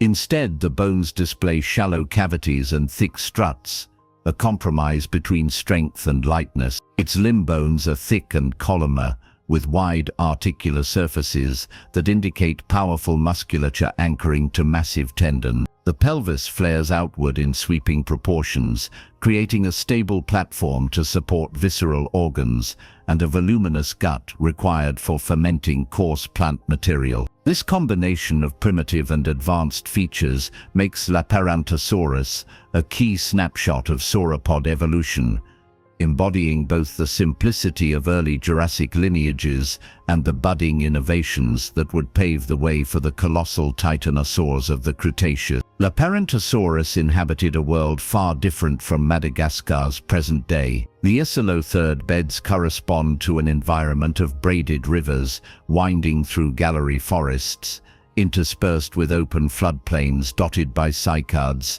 and early conifers. Occasional wildfires swept across these plains, leaving layers of charcoal that now preserve the signs of plants coming back to life. High-energy rivers deposited coarse sand, while calmer tributaries laid down fine mud, where Laparantosaurus bones were eventually entombed. Alongside this giant, smaller herbivores browsed on low shrubs, early theropods hunted with swift precision, and crocodile relatives lurked in the shallows. Laparantosaurus likely moved in groups, perhaps family units seeking fresh foliage after seasonal floods replenished vegetation. Its enormous size served both as deterrent to predators and as a mechanism for reaching high foliage, stripping branches that smaller herbivores could not access. The feeding strategy of Laparantosaurus was elegantly simple, yet effective. Its spatulate teeth, angled backward, functioned like pruning shears, shearing leaves from stems with minimal effort. Without cheeks to retain food, Laparantosaurus swallowed branches whole, relying on an expanded gut chamber, and swallowed stones to break down plant fibers. Patterns of wear on recovered teeth hint at a diet that included both tough cycads and softer conifer needles, allowing these giants to weather seasonal changes in plant availability. Their constant foraging shaped the environment, opening gaps in forests and creating mosaic habitats that benefited a variety of other species. In this way, Laparantosaurus served as both consumer and landscape sculptor, its daily migrations leaving a network of trails and clearings that echo across the ancient bedrock. One of the most enigmatic aspects of Laparantosaurus is its social behavior. Although only a handful of partial skeletons and isolated bones have been found, some appear clustered together, as if several individuals died in a single catastrophic event, perhaps a flash flood or volcanic ash fall. If these were indeed herd members, then Laparantosaurus may have exhibited complex social interactions similar to modern elephants, with older individuals leading younger ones and occasional vocalizations coordinating movement. Their low-frequency calls, inaudible to humans, could have traveled across vast distances, warning of danger or rallying stragglers. Herd living not only offered protection but also facilitated breeding displays, communal nesting, and the raising of young in a cooperative environment, behavioral traits that would become hallmarks of later sauropods. Madagascar's shifting tectonic plates isolated its fauna for millions of years, creating a unique evolutionary laboratory. Leparantosaurus, along with contemporaneous predators and smaller dinosaurs, evolved under these conditions of insular separation. Its presence in the fossil record fills a crucial gap in the global distribution of sauropods, demonstrating that these giants had branched out across Gondwana by the Middle Jurassic. Comparisons with African and South American sauropods reveal both similarities and subtle differences in limb proportions and vertebral structure, suggesting regional adaptations to local conditions. In Madagascar's case, periodic droughts and volcanic events may have selected for robust builds, capable of traversing dry, cracked terrain, as well as dense forests.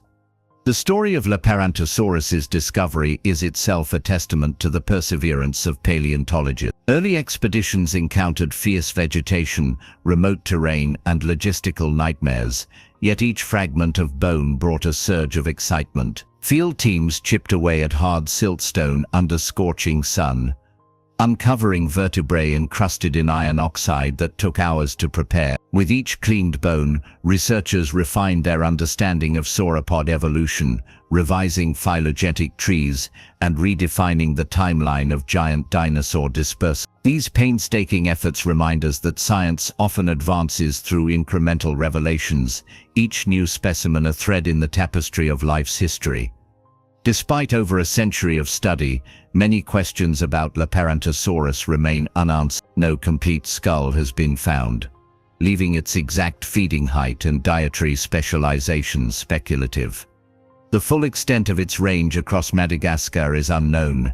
Future finds may reveal populations in adjacent basins. And while its bones attest to tremendous size and power, details of growth rates, lifespan, and reproductive strategies await discovery. Bone histology studies suggest that sauropods achieved adult size in just a few decades, but whether Leparantosaurus followed the same rapid growth pattern or grew more slowly in response to island resource constraints is still under investigation. In the end, Leparantosaurus stands as a symbol of evolutionary creativity and scientific tenacity. Its fragmentary remains challenge paleontologists to piece together a life from scant clues, to imagine thunderous migrations across ancient floodplains, and to reconstruct a world long vanished beneath shifting sand and shifting sea. Each bone fragment, each wear pattern, and each sediment layer offers a glimpse into an ecosystem dominated by giants. And as researchers continue to uncover new specimens and apply advanced imaging techniques,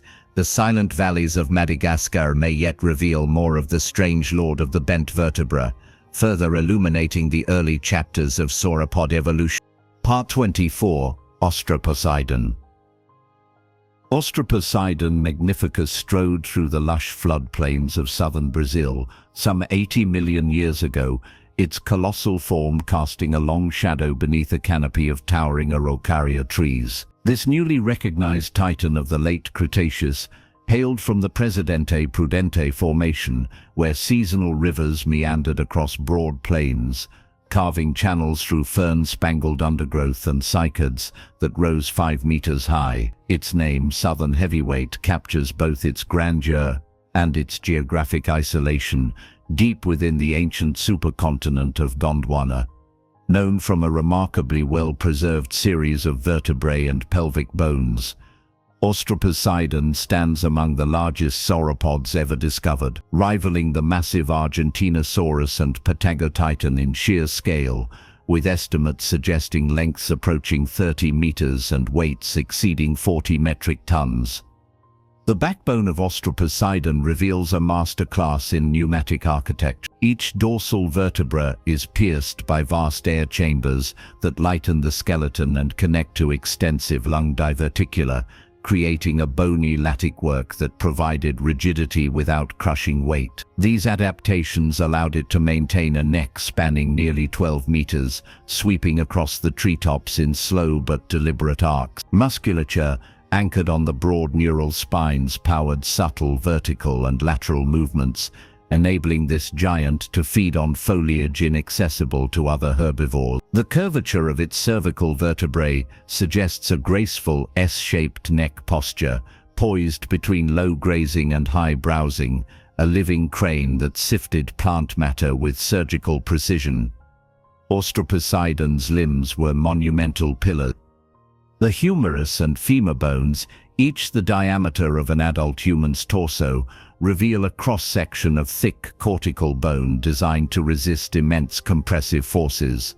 Yet internal trabeculae hint at a lightweight internal scaffolding, echoing the vertebral pneumaticity that characterized its spine. The broad pelvis fused into a sturdy structure, anchored powerful muscles that propelled its forward momentum, while its massive bulk likely limited top speeds to a slow walk.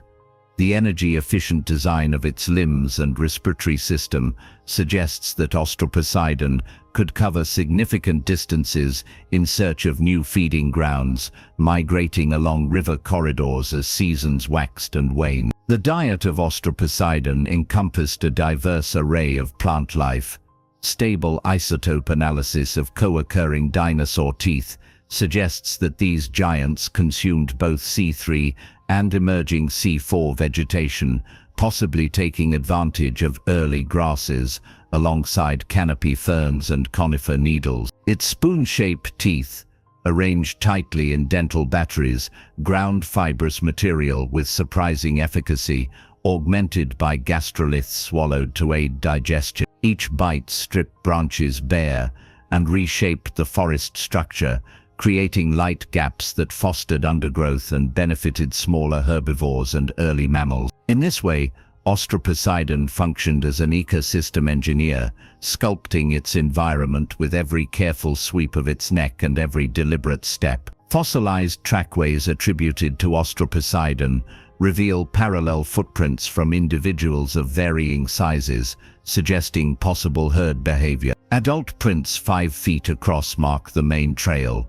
while smaller imprints likely belonged to subadults, staying close to protect the young from theropod threats. The rhythmic spacing between tracks indicates a slow but steady gait, each imprint set nearly 2 meters apart. These herds may have gathered seasonally at watering holes, congregating in vast assemblies that shook the earth with their collective weight. Such gatherings would have required advanced social communication, possibly low-frequency rumbling that resonated through bone and flesh, a language felt as much as heard. Predators of the Presidential redans, such as large abelisaurids, likely targeted vulnerable juveniles or wounded individuals. Bite marks on isolated sauropod bones hint at violent clashes, yet healed punctures reveal remarkable resilience. Australoposeidon's thick skin and massive tail provided formidable defense, with the latter potentially capable of delivering bone-shattering blows in sudden arc. These tail strikes, combined with the herding adult's protective circle, would have thwarted attacks from even the most determined carnivores. The delicate dance of predator and prey played out across those ancient plains, a testament to the drama of survival in a world ruled by giants. Volcanic ashfall events sprinkled the landscape with fine tuff, occasionally smothering vast swaths of vegetation and forcing sauropod herds to relocate. The fossil record shows layers of volcanic debris interbedded with river sediments, preserving moments when feeding grounds were rendered inhospitable and flocks of dinosaurs migrated en masse to fresher terrain. These ash layers, once destructive, became preservative caps that shielded buried bones from erosion, allowing Australoposeidon's remains to survive until they were unearthed by modern paleontologists. Each ash-sealed death assemblage is a frozen tableau, capturing the abrupt end of a herd's journey and offering scientists a glimpse into those last, desperate hours. Australoposeidon's discovery underscores the vital importance of South America's interior basins in understanding sauropod diversity. While coastal and fluvial deposits across Patagonia have yielded countless giants, The Presidente Prudente region expands the known range of these titanic creatures into the heart of ancient Gondwana. It challenges assumptions about sauropod biogeography, suggesting that these dinosaurs adapted to a wide variety of habitats, from coastal mangroves to inland forests. The unique combination of vertebral pneumaticity, robust limbs, and social trackways paints a portrait of a complex giant, one whose story enriches the grand saga of dinosaur evolution. In the final analysis, Australoposeidon magnificus stands as a monument to the power and adaptability of sauropods. Its bones, preserved in the rust-colored rock of Brazil, speak of lives measured in decades, of migrations across ever-changing landscapes, and of an evolutionary lineage that reached unimaginable scale. Each vertebra, each footprint is a whisper from deep time, an invitation to imagine those great herds wandering across primeval wetlands beneath emerald skies. And in that imagining, the southern heavyweight returns, stride by measured stride, to walk once more across the ancient world it once called. Part 25. Brahothiasaurus. In the dense monsoon forests that once blanketed western India, a mysterious titan roamed, whose very name evokes both awe and controversy.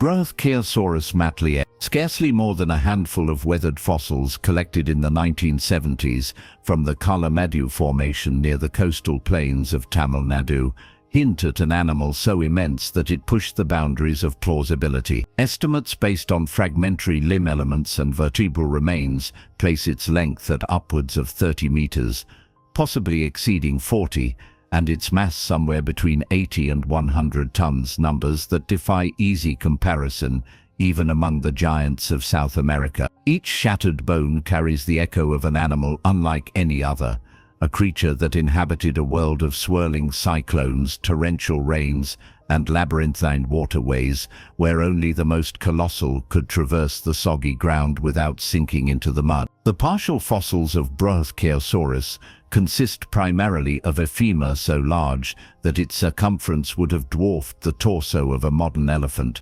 fragments of pelvic elements fused into a massive sacrum, and a few dorsal vertebrae retaining the impression of pneumatic air sacs. The femur, when measured and extrapolated, suggests a limb bone at least 2 meters long, indicating a thigh that must have supported unimaginable weight. Yet those bones are oddly delicate in places, with spongy internal textures hinting at an extensive pneumatic system akin to that of birds, reducing total mass while preserving strength. This paradox of sheer size and surprising lightness underscores the evolutionary innovation that permitted such giants to evolve, a skeletal compromise between the demands of gravity and the efficiency of respiration. Brachiosaurus lived during the late Cretaceous, roughly 70 million years ago, in a region that was then a complex mosaic of coastal estuaries, mangrove swamps and seasonal lagoons. Sediments rich in marine microfossils intermingle with terrestrial plant debris, pointing to a habitat where rivers met the sea and shorelines shifted with monsoon cycles. In this dynamic environment, Brachiosaurus likely foraged among towering cycads and towering conifers, using its long whip-like tail to balance its immense neck while grazing on vegetation that rose 15 meters overhead. Its feeding strategy may have combined low browsing of floodplain palmettos with selective high browsing of emergent trees, its toothless front jaws stripping branches while rear teeth ground them into digestible pulp. Such versatility would have been essential in an ecosystem governed by seasonal extremes, from lush inundations to dry spells, requiring any mega-herbivore to adapt swiftly to changing food resources. The social behavior of Brachiosaurus remains as mysterious as its anatomy. The scarcity of its remains, only one set of partial bones ever described, suggests that either these titans were rare or that their remains seldom fossilized intact in that wet environment. Some paleontologists have speculated that, like other titanosaurs, Brachiosaurus may have moved in small herds or family units, providing protection to juveniles and facilitating breeding rituals. If so, juvenile trackways might yet be discovered, their smaller footprints trailing alongside massive adult prints as proof of generational continuity. Each herd, traveling methodically across ancient mudflats, would have transformed their surroundings, trampling vegetation, creating wallows that trap standing water, and contributing to nutrient cycles through their prodigious dung. Predation pressure on Brachiosaurus, if any, would likely have come from enormous abelosaurid and tyrannosaurid theropods that shared its realm. Bite marks on contemporaneous sauropod bones hint at opportunistic attacks on the young or infirm, and healed injuries reveal that some survived such encounters. In defense, Brachiosaurus possessed an arsenal of sheer mass, thick skin, and a tail potentially capable of crushing bone if swung with force. Its size alone would have deterred most predators.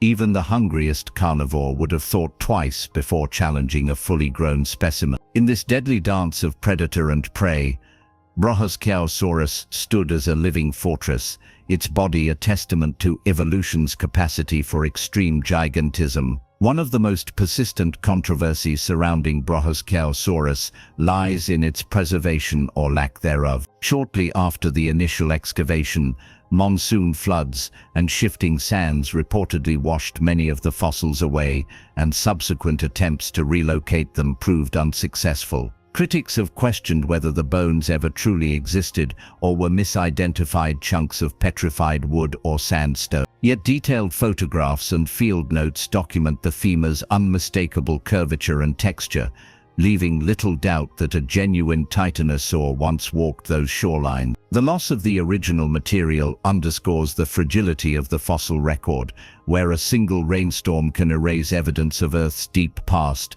and where the memory of giants hinges on fleeting traces preserved against the odds. The physiology of Brachiosaurus invites speculation on how such immense animals managed basic functions. How did its heart pump blood to a head perched 15 meters above the ground? How did its lungs exchange oxygen across such vast distances? Modern birds provide clues. A high-pressure cardiovascular system combined with an efficient unidirectional airflow in the lungs may have sufficed, supported by extensive networks of air sacs that lighten the body and aid respiration. Brachiosaurus may have possessed a heart nearly the size of a small car, with arterial pressures far exceeding those of any living land animal. Its metabolism, though lower than that of small theropods, would have been finely tuned to balance energy demands against the vast stores of body mass. In the final analysis, Brachiosaurus stands as both a scientific marvel and a cautionary tale. Its bones hint at extremes of size and adaptation,